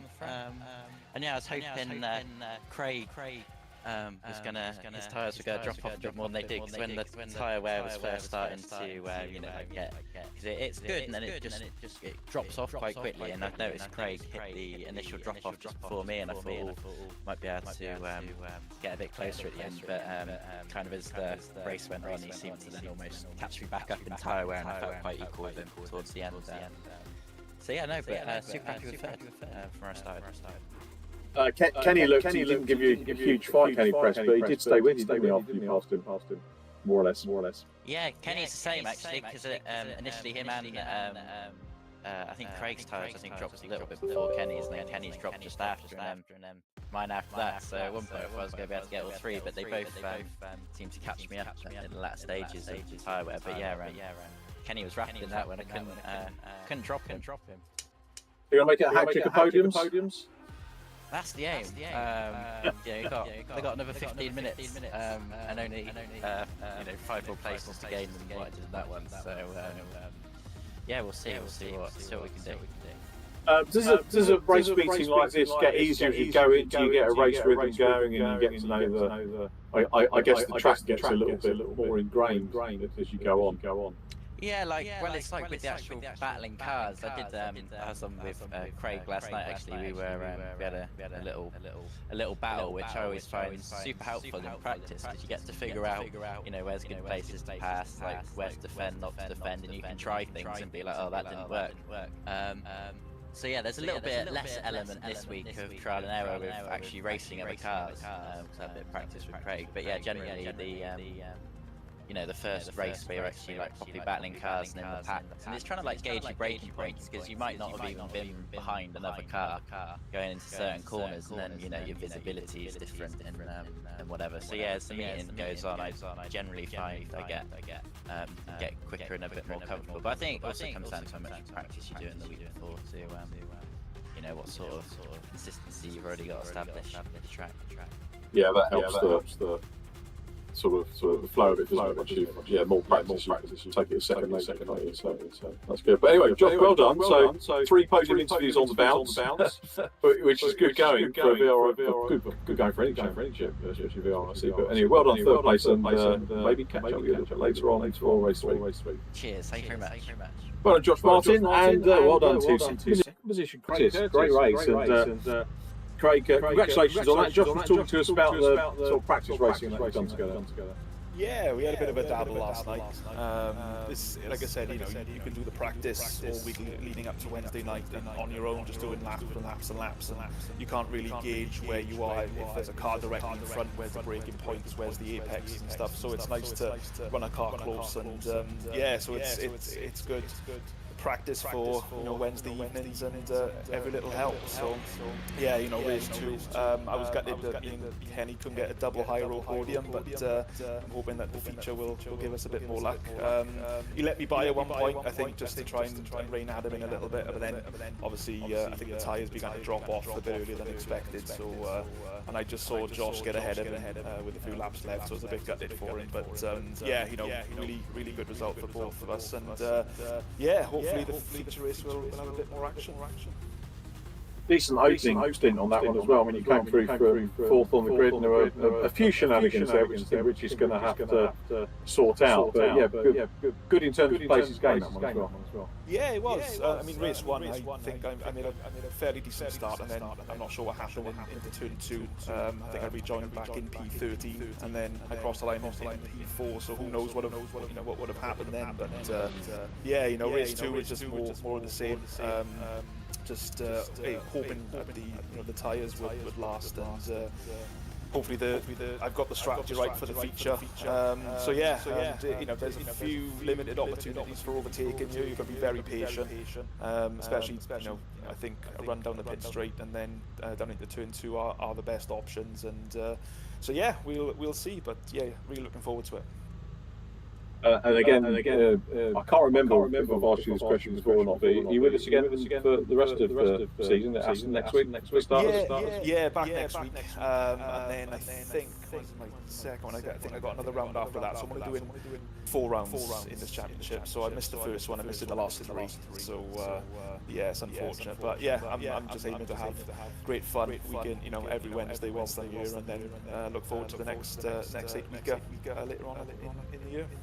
That's good. We're looking forward to that as well. We're enjoying these ones at the moment. Well done, Craig Curtis. P2. Thank you for Jack. Thanks, Rich.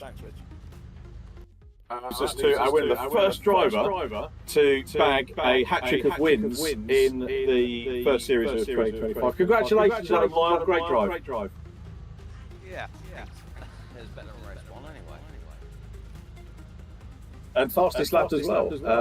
It's once you got it, you just literally focusing on like qualifying tight laps? No, I knew once I got to the front at the start, I saw you obviously Craig, and that was on softs as well. So I thought, well, I've got a bit of clean space in front of me. I need to get the fastest lap for the extra point.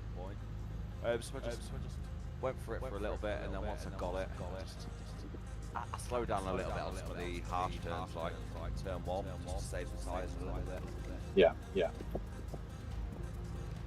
And you're carrying a fair bit of weight as well. I think coming in, you've got 19 kg, so it's not a light car to be pedalling around. So to still be getting wins is pretty good.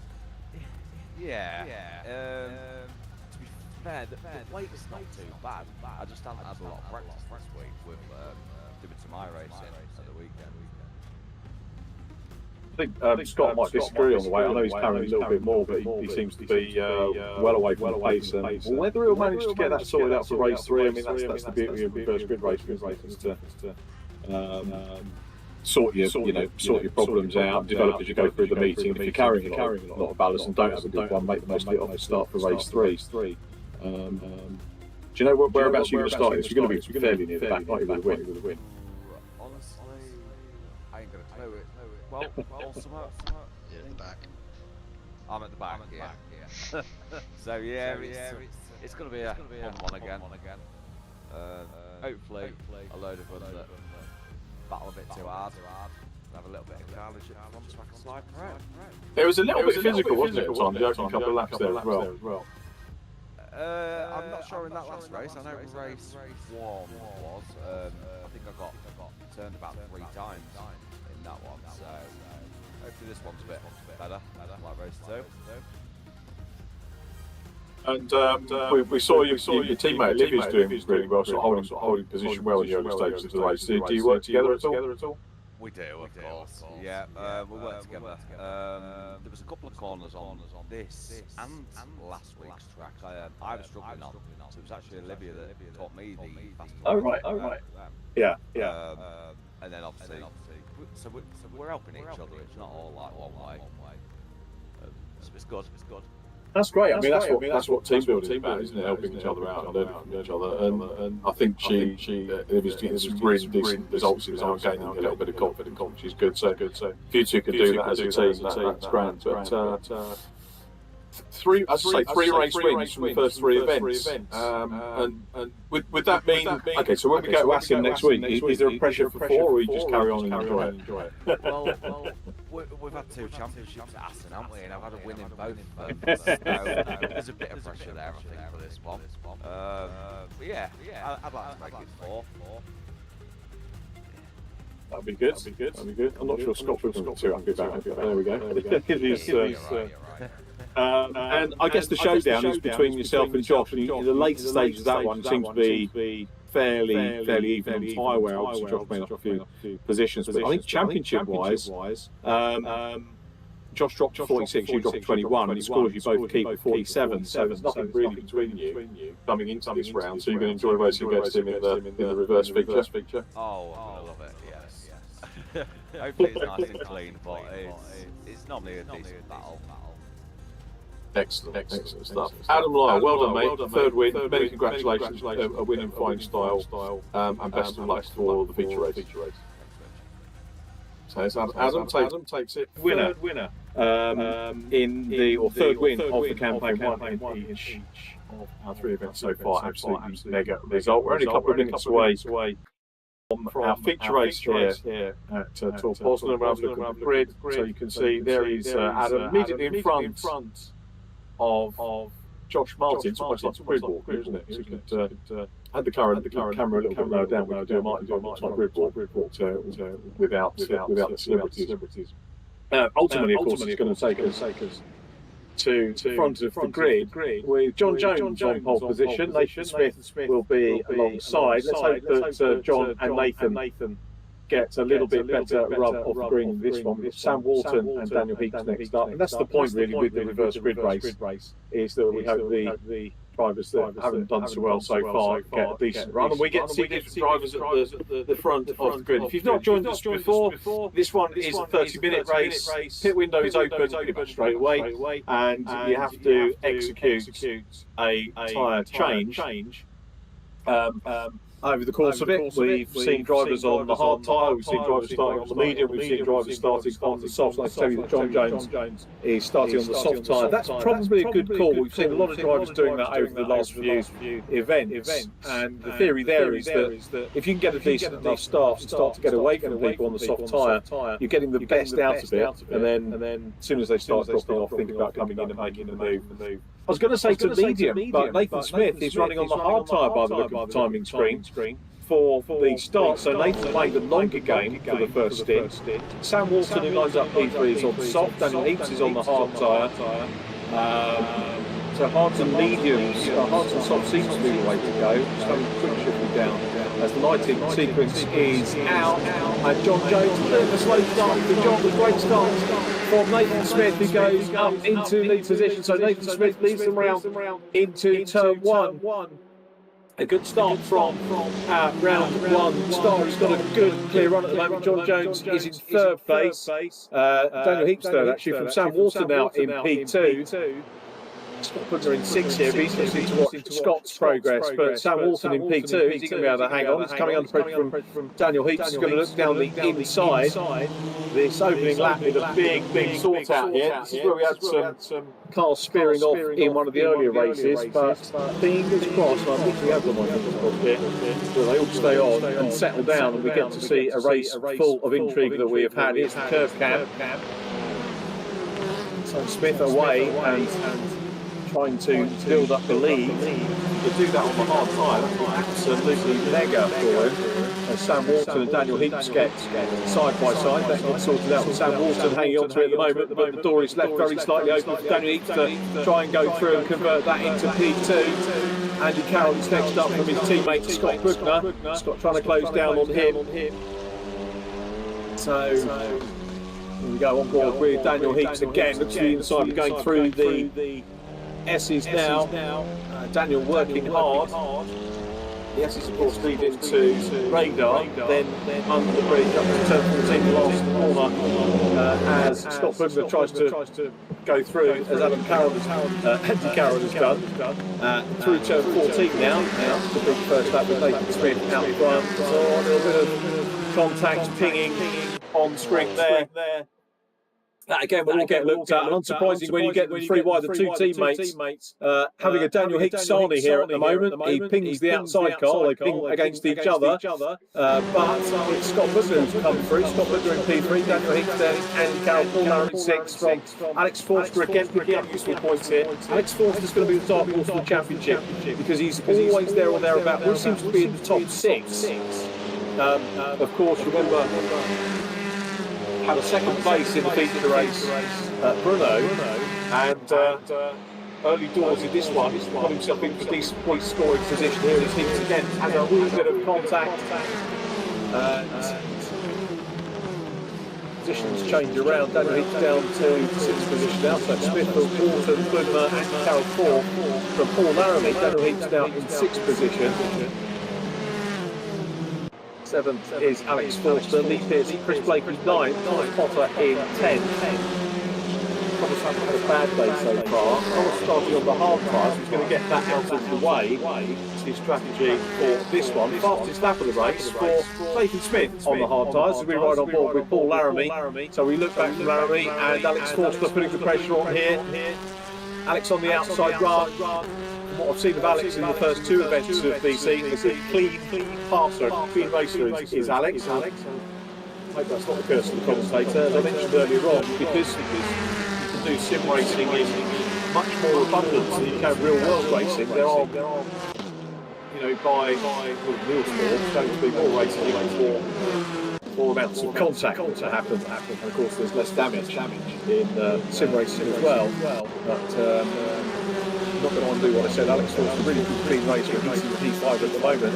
Paul Larratt is, sorry, P6, Alex Forster. Paul Larratt in 5th position at the moment. And Paul Larratt putting pressure on Andy Carroll. So Carroll in the silver and gold car. Smith still out front from Sam Walton. Sam Walton having an excellent race here in P2 a minute and putting the challenge on. Sam, remember, on the soft tyre. Nathan Smith. He's going to be regressing the decision to go on the hards for the moment, driving a defensive race. I guess that'll warm the tyre up. If nothing else, he's going to try and take as much wear out of Sam Walton as he possibly can. And Scott Pugner in 3rd place. First time we've seen him in a podium position so far today, the championship leader. And Scott's had 2 very good meetings. This is likely to be his drop round, I would say. Although, of course, what you get in the reverse grid race is double points over 2 sprints. So Scott gets a decent result here. It'll be less for certainty that this could be a drop score, but I'm guessing today will be the drop out of the 3 rounds that he's had so far. And Scott Pugner is starting to close up, and of course, over the course of the meeting, as we mentioned in the interviews for the race 2 podiums. If you have problems in races 1 and 2, you start there at the front, and of course you get the other problems you hope that you've had, and you can come up with a strategy that suits your car, suits the circuit, suits the ballast that you've got, and produce the best results. That's what a driver like Scott Pugner will do. We'll be thinking all the way through the meeting to continually improve. It looks like that has been the case. Right on board with Sam Walton. Lovely to see Sam and Nathan Smith. And we're well into this now as well. These two still holding first and second position, which is what we want to see. So 1/6 distance in this feature race, and Nathan with the harder tyre runs a little bit wider, and Sam Walton's going to come up the inside with Nathan Smith. We know he's going to try and hold on, but he's on the outside run for the next corner and loses out. So Sam Walton is our new race leader. But look how Scott Bugler is closing in on them now. So it's Sam Walton's Audis 1 and 2 with the Hyundai Elantra in third place, Scott Bugler. But now Nathan Smith goes back up the inside. What a race we've got here, and Scott Bugler needs to pick his battle and time very carefully here. Doesn't want to get overly involved at the moment, but this is wonderful stuff between Sam Walton and Nathan Smith. With Scott Bugler, you have to say, for my money, keep it a watching brief at the moment. Scott's on the hard tyre, so this is a great performance based on what we've seen so far today from Scott Bugler. Is he going to dip in for an early pit stop? That's the question for Scott, but I'd say he's punching above his weight here in terms of the stuff that we've seen thus far in this round. So here comes Scott. Let's see what he can do. Sam Walton doing a grand job at the moment. Scott Bugler maybe just weighing up the opposition. Nathan Smith still out front. Sam Walton P2, but under pressure. This is the difficult point, leaves the door open, and Scott Bugler goes through. When we were looking back from Sam Walton, we couldn't see where Nathan Smith was, and the answer is that Nathan Smith is directly in front of them. Look at Alex Forster right in the mix as well. Forster is on the soft tyre and could well make his way not only into the battle, but maybe come through as well. Alex Forster challenging for third place. Nathan Smith still out front. Forster is now in fact in third place, so the black and copper coloured car into third, silver and gold out front. Just ahead of him is Scott Bugler. Nathan Smith in the Audi. Still showing in the lead. Now we've got a four-way scrap for second position because Craig Curtis has joined in as well. Andy Carroll a little bit further back, but we've got a four-car battle. This is going to be absolutely crucial for whoever is there, either to pit. It's probably too early for a pit, so we're getting into around about getting towards the 1/3 distance. So maybe those drivers on the soft tyre might pit now, and that would be the soft tyres on the lead group. Alex Forster, Sam Walton, Craig Curtis is on soft. Scott Bugler on the hard tyre, as is Nathan Smith, and also Andy Carroll in sixth position. Chris Blakey on the hards is in seventh place. And the pit stop's going to be even more fascinating than usual. Nathan Smith has done a brilliant job. Wonderful to see Nathan and Scott, who have had disappointing days so far, back at the top of the stack. That's exactly what we like to see in VRRC esports racing. And now here comes Craig Curtis, dicing with Sam Walton. Sam Walton did an absolutely super job in the early stages. Just loses out a little bit there to Sam on the soft tyre. Craig Curtis on the soft as well, very neatly through. Craig with an excellent P2 in the previous race. Nathan Smith will want to get a little bit longer out of that hard tyre. Will have the luxury of a softer compound going into the second half of the race. And a little bit of contact there, and Scott Bugler finds it's really not Scott Bugler's beating it. It's down to Fizz with the contact and a little bit of a drift. He collected it up very well indeed, as Craig Curtis now makes his way through into P2. Nathan Smith to lose, Craig Curtis second, Alex Forster now up onto a podium position again in third on the soft tyre. So Nathan Smith again doing an absolute grand job as the first third of the race is complete. We can expect perhaps some of the runners on the soft tyres now to be thinking about their stops. Smith, Curtis, Forster, Walton, Scott Bugler back in fifth. Scott is on the hard tyre, so he'll be able to come back in the second stage of the race. Chris Blakey sixth from Andy Carroll. Adam Lyle in 8th place, 9th is Paul Larrabee, 10th is Lee Pearcey. Thomas Potter has retired. It's a shame for Thomas after such an optimistic start to the meeting, as Craig Curtis now goes for the lead. He's going on the outside in the high road red and white livery. Is he going to be able to make this one stick? We're having a great overhead shot here. Got a little bit more pace into the outside. Can he maintain this? Nathan Smith, they're giving each other space at the moment. Of course, it's right-hand kick here, but left-hander is the next corner, turn 3. And this works out for Craig Curtis, who goes into the Devil Smile corner, turn 3, in the position. Nathan Smith, though, is going to fight back. He's looking on the inside. It's better of that. Alex Forster coming up to play as well. Craig Curtis, super job, up into P3. See him for the whole campaign, as we heard, but what we do, he's absolutely on it. It's been always great to see him. Jack Smith next time out as well. So when we get all of the everybody out on track together, a real treat in store, as this round has been so far. And Craig Curtis doing all his work on the soft tyre, so you can expect to be a little bit slower in the second stint. The race lead. He's got the fastest lap of the race here as well, 1:35.241. Alex Forster's done a 1:35.7, and they are the only two drivers at the moment in terms of best laps, I think, in the 35. Just like quickly down the timing string, that does seem to be the case. Alex Forster will now take his turn to try and pass Nathan Smith. Forster's made great progress through the field again. And just quietly goes about, it's got chased Derek Axel, actually, Alex Forster. That pairing hasn't raced together yet, and get our first stop at Alex Forster. I hope Alex does stay with us at VRRC. We'll get to see him racing against the likes of Derek Axel in the future. That would be good to see. And particularly as he acquires more experience of racing with the other drivers here and with the club in this current format. So Craig Curtis out front. Nathan Smith still P2. Sam Walton still third. Sam's had a great race here. He'll be hard pressed to think about driver of the day again. In this one, we'll think about that. We'll get into the third stint. It's going to be very, very difficult to pick a winner for that one. It was Alex at the first round and Josh Martin, birthday boy, last time out.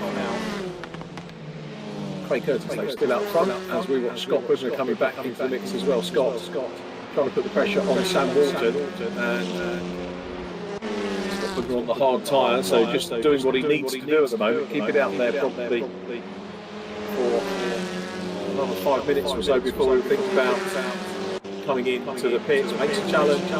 That means that Sam Walton runs a little bit wide coming out of radar, and that was very well read, I've got to say, by Scott Poznan. Very well thought out. The racecraft as he went through the S's and kind of forced the gap without contact, as it were, to go through. As a result, Sam Walton's thinking, you know what, time to go in, change the soft tyres, probably have the best out of the tyres anyway. So Scott Poznan up into third place, and Sam Walton into the pits after a very impressive opening stint from Sam. We'll pop down the order, but we'll see how things play out as the race progresses. So again, it's got a mixture of tyres here that we've got. So at the moment, just to recap, Craig Curtis the leader, Nathan Smith is P2, Scott Poznan is third. Top of the stoppers so far is John Jones in the 69 Audi. He's in 10th place. Ahead of Alex Forster, who will probably come out ahead of John, I'm guessing. But look at this quartet we've got battling hard with Lee Pearce at the head of this group, with Adam Lyle, Andy Carroll, and Kenny Press again racing well here. And Kenny, a little bit of contact between Kenny Press there. They drop back, and that allows Josh Martin through. So Josh Martin now has gone up into 6th place on the medium tyre. So Josh opted for a medium opening stint. Will no doubt go onto the softs. I think he's got his head very well around the strategy for this one, and he's going to make his way and make another pass here. Here's Josh Martin. So Josh squeezes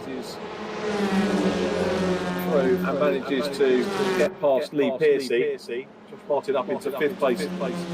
Pre-stop, Craig Curtis leader. Nathan Smith is second. Nathan's done a great job on the hard tyres. Here comes Josh Martin into pit lane as well as Craig Curtis coming in. So we're going to get an early-ish post-stop picture and coming in pretty much at the halfway stage, 14 minutes left on the clock. Nathan Smith now resumes with the hard tyre in the race lead, but for how much longer, because that's Scott Bugner all over him at the moment. Both of these drivers on the hard tyre. Chris Blakey in third is on the hard. Look how evenly matched the three leading drivers are on the hard tyre. We've got Lee Pearcey on the hard and Andy Carroll on the hard tyre as well. Now, have they worked this out strategy-wise to deliver a decent result once the pit stops are done? That remains to be seen, but what they won't want to do is squabble too much here, because as we've seen, it will slow them down. This is the view back from Nathan Smith and Scott Bugner. Looks one way, then the other, trying everything to work his way past. Looks at the inside as they come through the Essex. Gets very, very close indeed. There's no telling jar, is there, for contact, although there is a little bit recorded on time. It's been dived through. There was that little bit of track limit, and into the side of the 11 car, and Nathan Smith will be cross about that one. He goes a little bit wide, collects it up very well, but look how much time he's lost. Nathan Smith down to third place now. Don't think he'll be overly happy with that one, but it's brought Chris Blakey up now. Chris Blakey's got his nose in front as they go around radar. Can't quite do it. Sorry, that's turn 14 they're coming out of. So Scott Bugner's got the inside run. Chris Blakey in P2. Now, if Chris can hold on to the outside line, he's not going to. He's thinking about going in. Well, no, he's going to have another go. I thought he might go for the racing line here. Along the sweeping Babajaga corner, turn 1. Complete 180-degree turn. We get another right-hander for turn 2, and then down through into Devil's Smile, which is where they are now. Turn 3, and Scott Bugner now the race leader. 13 minutes to go on the clock. These two running on the hard tyre. It's Lee Pearcey next up from Andy Carroll. All of the top 4 still running on their first stint on the hard tyre. The leading stopper is Craig Curtis, now on the medium tyre, from Alex Forster. Josh Martin third on the soft tyre. So we're going to have to watch Josh Martin, Alex Forster and Craig Curtis to see how they relate to each other. And then obviously have a look again at the likes of Scott Bugner, Chris Blakey and Andy Carroll on the hard tyre once they have stopped. But Chris Blakey looked pretty good here as well. Decent podium for him in race 2, which he reckoned might get taken away in judicials. Held his hand up there. When you do that, it's best to keep quiet about that sort of thing in podium interviews, because it does tend to alert clerks or otherwise Mr. Hayden to go and have a look. Not that he doesn't look anyway, he does, he's all over it. But here we come. Hammer Radar. This is the battle for third position. Lee Pearcey and Andy Carroll having a super race of it at the moment. Time-wise, where are we? 11 minutes to go. The hard tyre is shortly, I'm guessing, going to be deposited. Now, are they going to go from hard to soft? So you're going to get a couple of laps out of it and go from one extreme to the other, or will these guys go on to mediums? Craig Curtis still the leader of the stoppers from Alex Forster and Josh Martin. And just to let you know that Craig and Alex are lapping in the 135.7, 136.9, and Josh Martin 135.2. So Josh third in the stopper class, if we can call it that, is the quicker of the 3 drivers, and that could well have been the strategy for this race. So wherever you look, there are some good battles going on. And now we see that Josh Martin has cleared Alex Forster. Not only was he quicker, but he's got through and moves up into P2 for the drivers that have completed their stops, and he'll try and hunt down on Craig Curtis next up, as Chris Blakey still chases Scott Bugner around Tor Poznan. We are shortly at the 10-minute barrier. When is Scott? And when will Chris Blakey come in? Andy Carroll's still out there as well. In third on the hards, Lee Pearcey is 4th, but they still have their stops to do. This is the point of the lap where we'll watch and see whether the leaders do actually peel off into the pit lane, and indeed Scott Bugner making the move now, and so too does Chris Blakey. We'll see how quickly they effect those stops. So it is very much all change at the moment. There is Andy Carroll. So Lee Pearcey and Andy Carroll, the last 2 runners on the hard tyres. Craig Curtis is on the medium now. A quick look at Craig Curtis as we pick up with Adam Lyle. We'll be able to make it a double here today. Coaching in Alex Forster.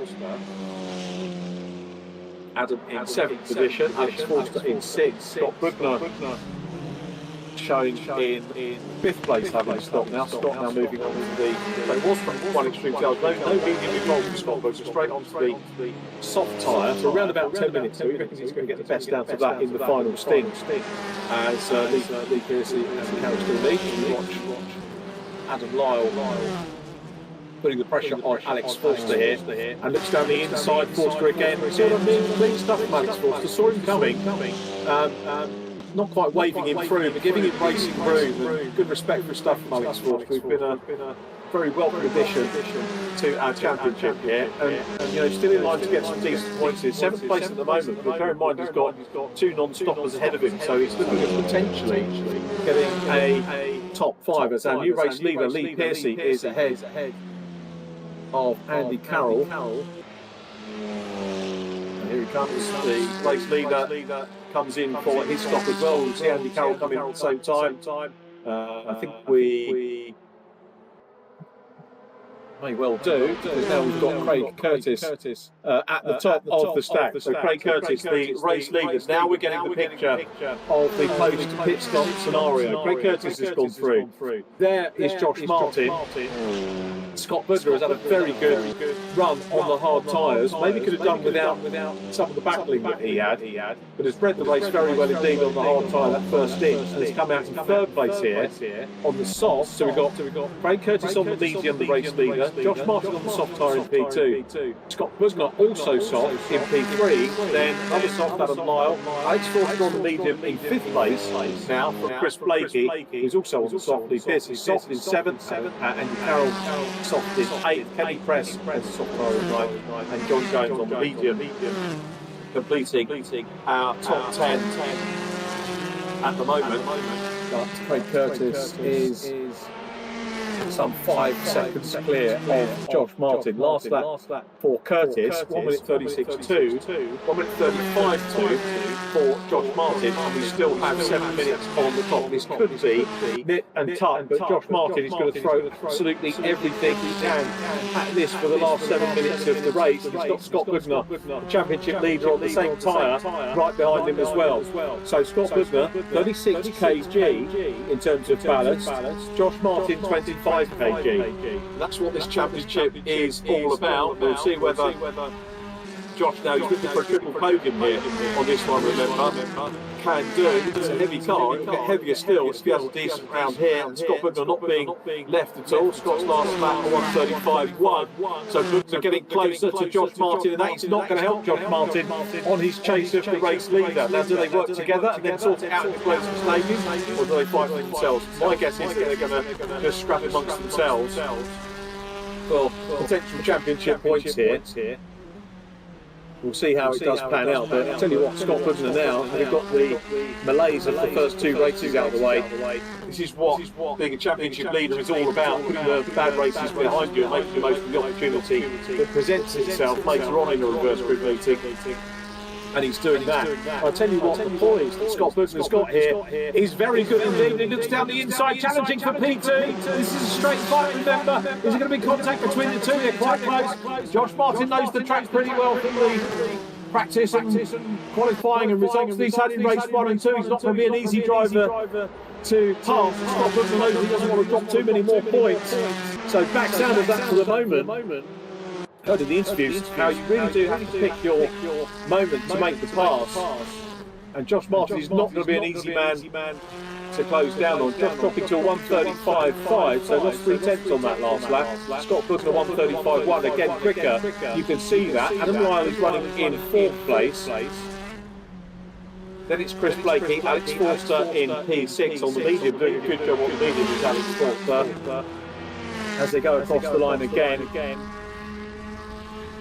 So Curtis still the race leader, and Josh Martin under massive pressure here. Although, having said that, taking a wide berth into turn 1 as if he's not under too much pressure, because he effectively left the door open here with a lot of right-hander He's just holding on to the line here to get the inside run into turn 3, Devil's Smile, which he does here. That's a wide line all about, but now runs. Scott Butler runs wide. And you've got to say that I very much think that was balance related for Scott Butler. Potential podium gone there because Adam Lyle's gone through as well. So Adam Lyle up into P3. Can Adam Lyle close down now with Josh Martin? Josh will be, I think, breathing a sigh of relief there because he had the championship leader right with him.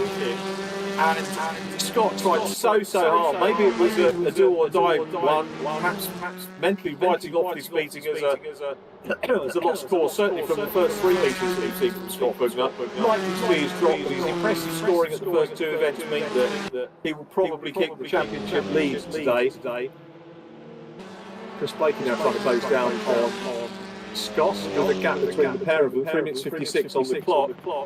And it's Craig Curtis who leads this one for a first win. Excuse me, first win of the campaign, possibly for Craig Curtis. We only had him for 2 rounds in the BMW M3 Cup, which was our last campaign. Cooper Cup before that. Work out and got the mini championship result. I think Craig might have won something in the mini championship, commentator guy. But this is super stuff for him at the moment, and perhaps on his way as we go back. Josh Martin, what's the gap now? It's still 5 seconds. Craig Curtis looking comfortable. Josh Martin won't be too unhappy. This, in terms of if you're playing podium bingo, this is house, isn't it, for Josh Martin, because he has a win in race number 1. Third in race 2, and at the moment in line for P2 here. So could well be shouting podium bingo at the end of this one as we see Adam Lyle and a recovering Scott Bugner. Scott determined to get back onto the podium. He wants another shout here at Josh Martin. It looks like he could close down on him. So Scott Bugner looking very determined. It's been a weird meeting, not having had the opportunity to talk to him so far. Adam Lyle, though, race win under his belt, fastest lap in race 2, so we know he's got the speed here, but Scott Bugner has got track position here, sails down the inside, converts the outside on the next corner. Is he going to be able to go for the crossover? Can't quite do it. There's a little bit of a clash again between Bugner and Lyle. Chris Blakey coming up as well, and off goes Lyle. I think there's going to be some judicials after this meeting. Well, the calendar's never provisional, but sometimes the results are. Under the bridge we go, 2 minutes and 4 to go. Craig Curtis still out front. Scott Bugner now dicing it out with Chris Blakey for the podium. At the moment, it looks like we're going to get another interview with Chris, or a podium interview, first one of today, with Scott Bugner. Craig Curtis is still, though, the race leader from Josh Martin. Super racing that we've had. 2 non-finishes. We've got Daniel Heaps as well as Thomas Potter, 2 of our stars of qualifying, which is a major pity. We've had internet problems. Hopefully we'll get sorted for next week. But, so here we go then. It is Bugner still in P3. Doesn't want to be involved in the battle at this moment. He wants to try and close down on Josh Martin. This is great stuff from Chris Blakey. 2nd position in race 1. Showing a liking for this circuit, and again, a front runner with VRRC, having taken pole position at Pascani last time. He seemed surprised about that, but he really shouldn't have been. He's got the talent to do that. He's got the talent here to race with the championship leader. It's a differential in ballast. Chris is carrying 9 kilograms of ballast. But certainly taking the battle to Scott at the moment, who is being made to work very, very hard indeed for 3rd place. 44 seconds left on the clock. Craig Curtis still your race leader here from Josh Martin in P2, and it's all for us at the moment about P3. 30 seconds on the clock. Race leader's going on to what will be the last lap. So Curtis from Martin, Scott Bugner in 3rd place, but with Chris Blakey all right behind him as well.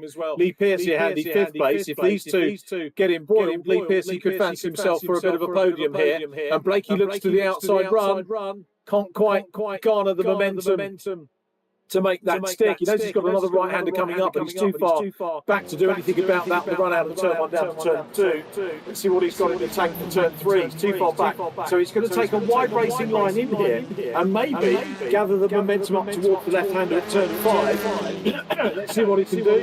Can't quite make that count. So Craig Curtis still leading from Josh Martin. Scott Poznan has really been put under pressure here by Chris Blakey on the closing stages. All of them have played out, but it's Craig Curtis on the leading tyre in the second stage. Honestly thought Josh Martin was going to close up on him hand over fist. It hasn't happened. Fastest lap of the race is with Andy Carroll down in 6th place. As Scott Poznan doggedly defends continually from Chris Blakey. This is going to be one of the most hard-earned podiums that we've seen from Scott Poznan. He really has been given a workout in this one, running late in stint 1 on the hard tyres. Lee Pearson continuing to close up as well. Andy Carroll 6, Alex Forster 7, Kenny Press 8. Nathan Smith is 9. Good comeback from Nathan Smith and Paul Laramie. Next up, but here is our race leader, Hampton race winner. Craig Curtis takes his first win of the campaign. Josh Martin does get closer, pulled a second or so back in the closing stages to take P2. Scott Poznan is in 3rd place from Lee Pearcey. Then it was Andy Carroll in 6th place. Alex Forster now. Here is Alex across the line for 7th position. Nathan Smith will be following this man, Kenny Press, who takes 8th place. And then here is Nathan. Disappointing evening, I think, for Nathan. Very unlucky in that one. Dropping back with a terrific recovery from Nathan Smith. And Paul Laramie completing our top 10. And Sam Walker, that was a superb opening stint in the race. Did very well. He came home, as we say, in 11th from Olivia Krasnowska and John Jones in 13th. Winners interviews upcoming.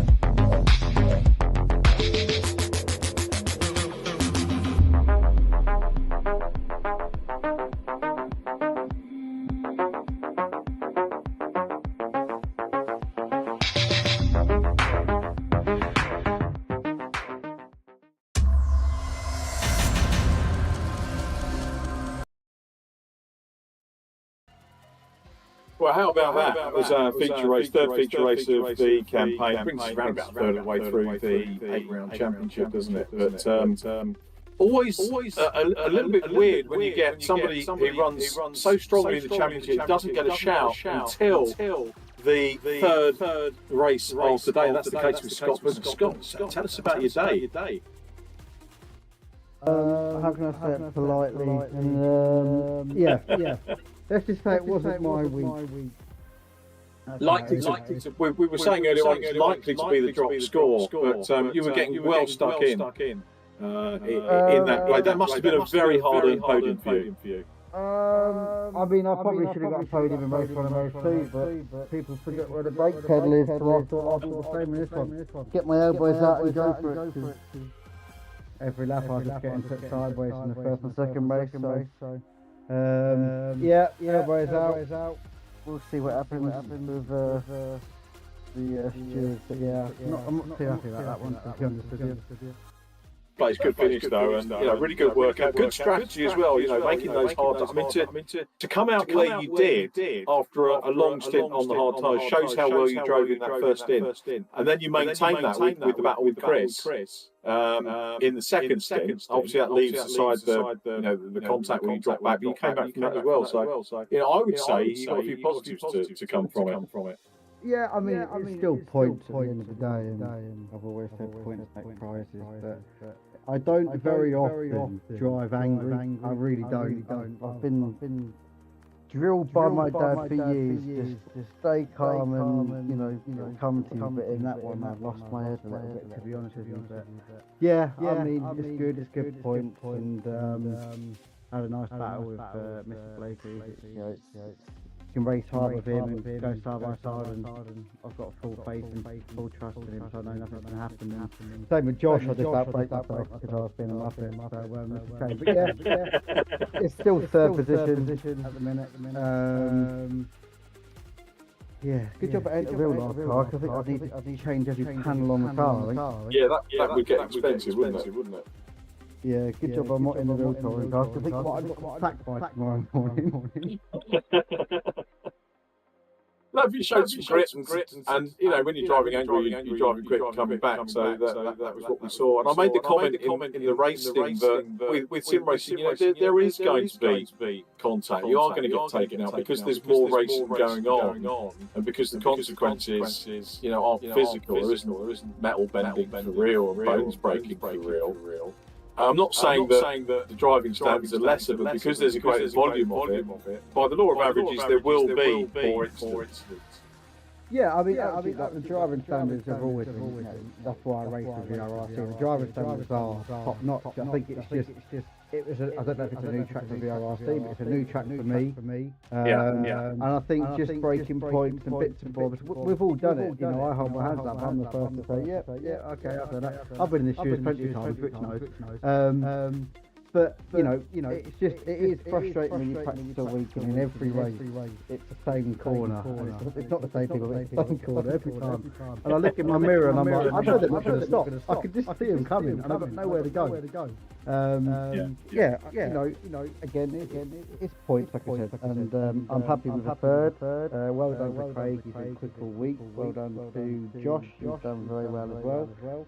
Fingers crossed we can maybe have some better luck in the next one.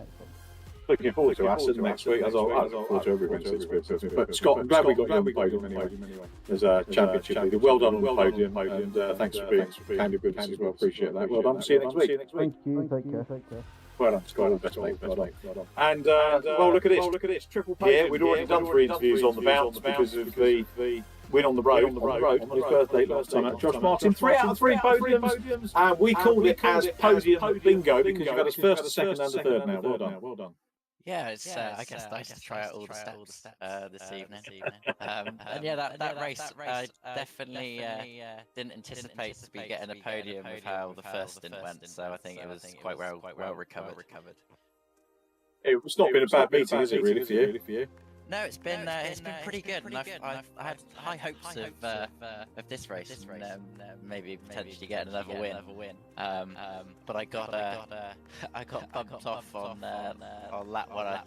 To be honest, I don't even know what happened. I think there was a car who gone on the grass and rejoined, and then hit the person next to me, and then went into me, and I went on an adventure. So that dropped me back to last, and I caught back up with the group, and I started to work my way through. And yeah, a bit like what Scott said earlier, I was racing someone else, and then the car behind me completely missed their braking point into the second hairpin, and then I became their brake, so that dropped me to pretty much last again. And then and it was damage limitation really, and I thought, catching back up to the group, I was like, I don't really want to be involved in that, and I was just going to lose overall race time, so I pitted probably a good 2-3 minutes earlier than maybe even 4 minutes earlier, to be completely honest, of when I intended to pit, but I thought I need to get the softs on so I can get an undercut in and clear some cars. And yeah, I was definitely quite surprised to come out in P2. And obviously Scott came out right on my rear bumper, and I thought, well, him on the new softs is going to be impossible, or a good challenge to keep behind. But I guess thankfully for me, he did a switchback in, outbroke himself, and then I was there to run far enough way into the distance to escape, but obviously not quite enough to catch break. It wasn't quite a long battle, was it, with Scott? I don't know if you heard the interview, he called himself a Muppet. He wasn't just one of those things, really, wasn't it? But is there ever the sort of temptation to You probably could have done with working with Scott to close down on Craig and then sort it out afterwards. But is that ever do you ever message each other or talk to each other, or is it a straight fight because you two are both championship contenders? Yeah, I mean you can't pre-plan like that race. Like I would never even, if I made a plan from the start of the race, it would be completely different to my plan I had going forward from lap 2. So the race changes so much so quickly. So you can't really plan for things like that. But I was in two minds initially when Scott come out on my rear bumper. Whether to defend or not defend, or maybe use his good tyres to catch onto Craig and then them two battle, and then maybe I could go for more. But his first move I didn't defend, to be honest. I thought, well, I'll let him go and I'll sit behind him. But I wasn't going to pull over and let him by either, and he didn't really commit enough to his overtake, and we kind of just went side by side around the one hairpin. So I thought, well, I'll stay in front for another few turns. Yeah, and then I changed my mind and I thought, actually, I'm gonna try and hang on second and accept that Craig, unless he makes an error, is gone. Okay, maybe a good decision. Did you know you're a championship leader now as well, by the way? No, I didn't know that. Yeah, 104 points. Scott's 2 down on you. I'm sure Rich will give me some lovely weight surprise for all provisional, of course, but I think. How do track limits get flagged up? Rich might be able to help with this one. Do track limits come up on the racing as it happens, or do you have to look at it afterwards, or a bit of both? I think qualifying is probably the biggest thing with track limits, because if you go more than 2 wheels out the white line, it deletes your laps. So and the software just does it, so it never even comes up on the leaderboard.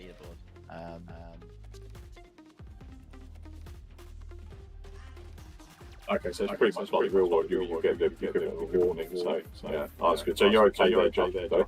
Yeah. But that's not bad, is it?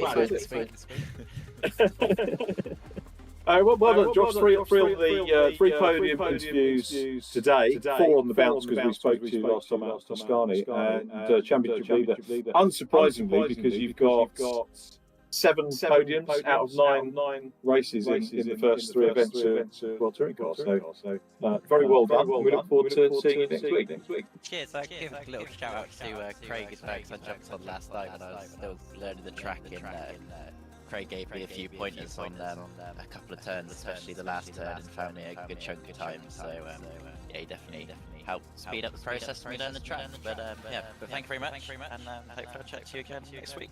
I hope so, Josh. Well done, mate. Congratulations. Josh Martin, P2, podium, triple podium. Certainly would have been in with a shout of driver of the round.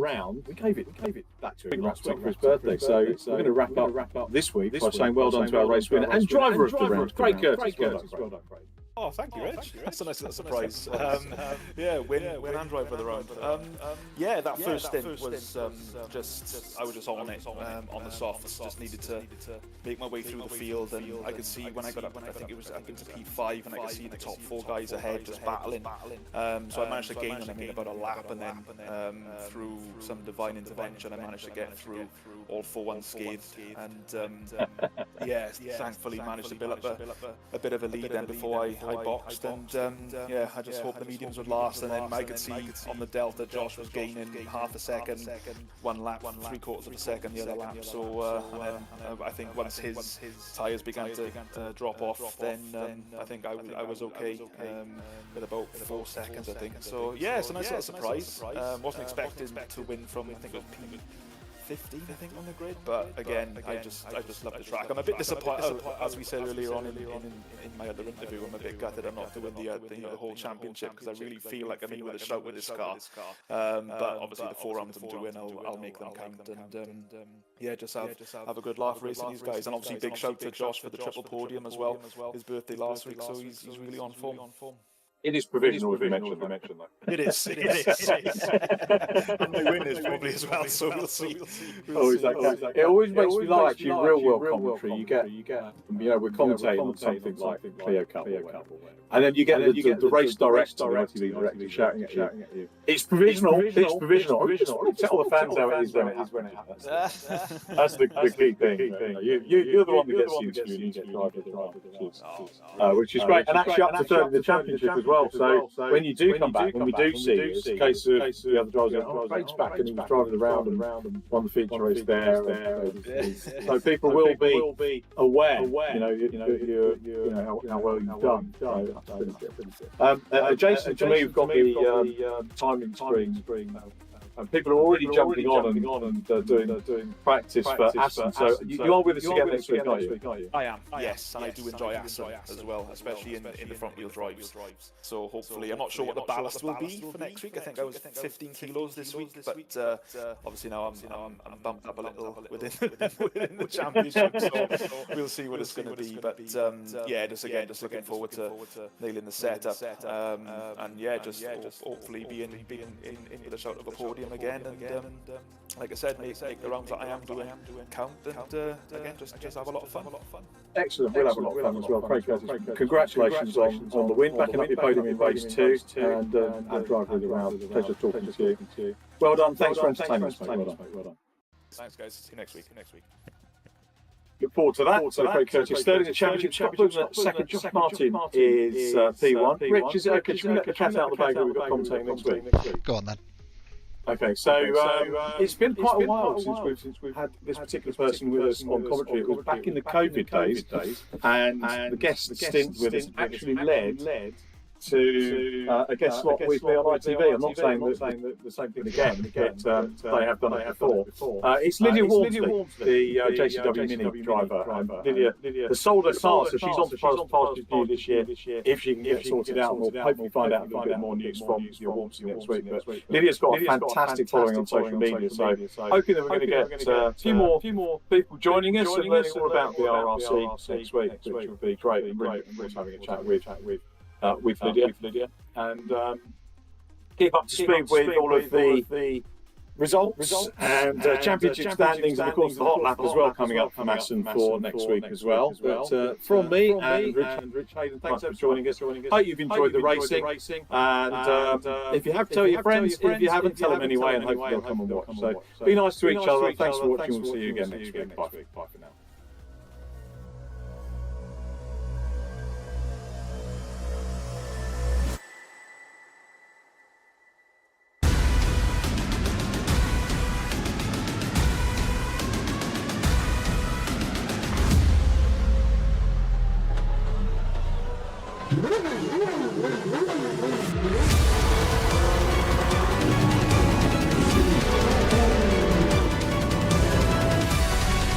Between the two of them, the inside of coats. Parker gets too heavily involved, and that's Whitehead and Coates.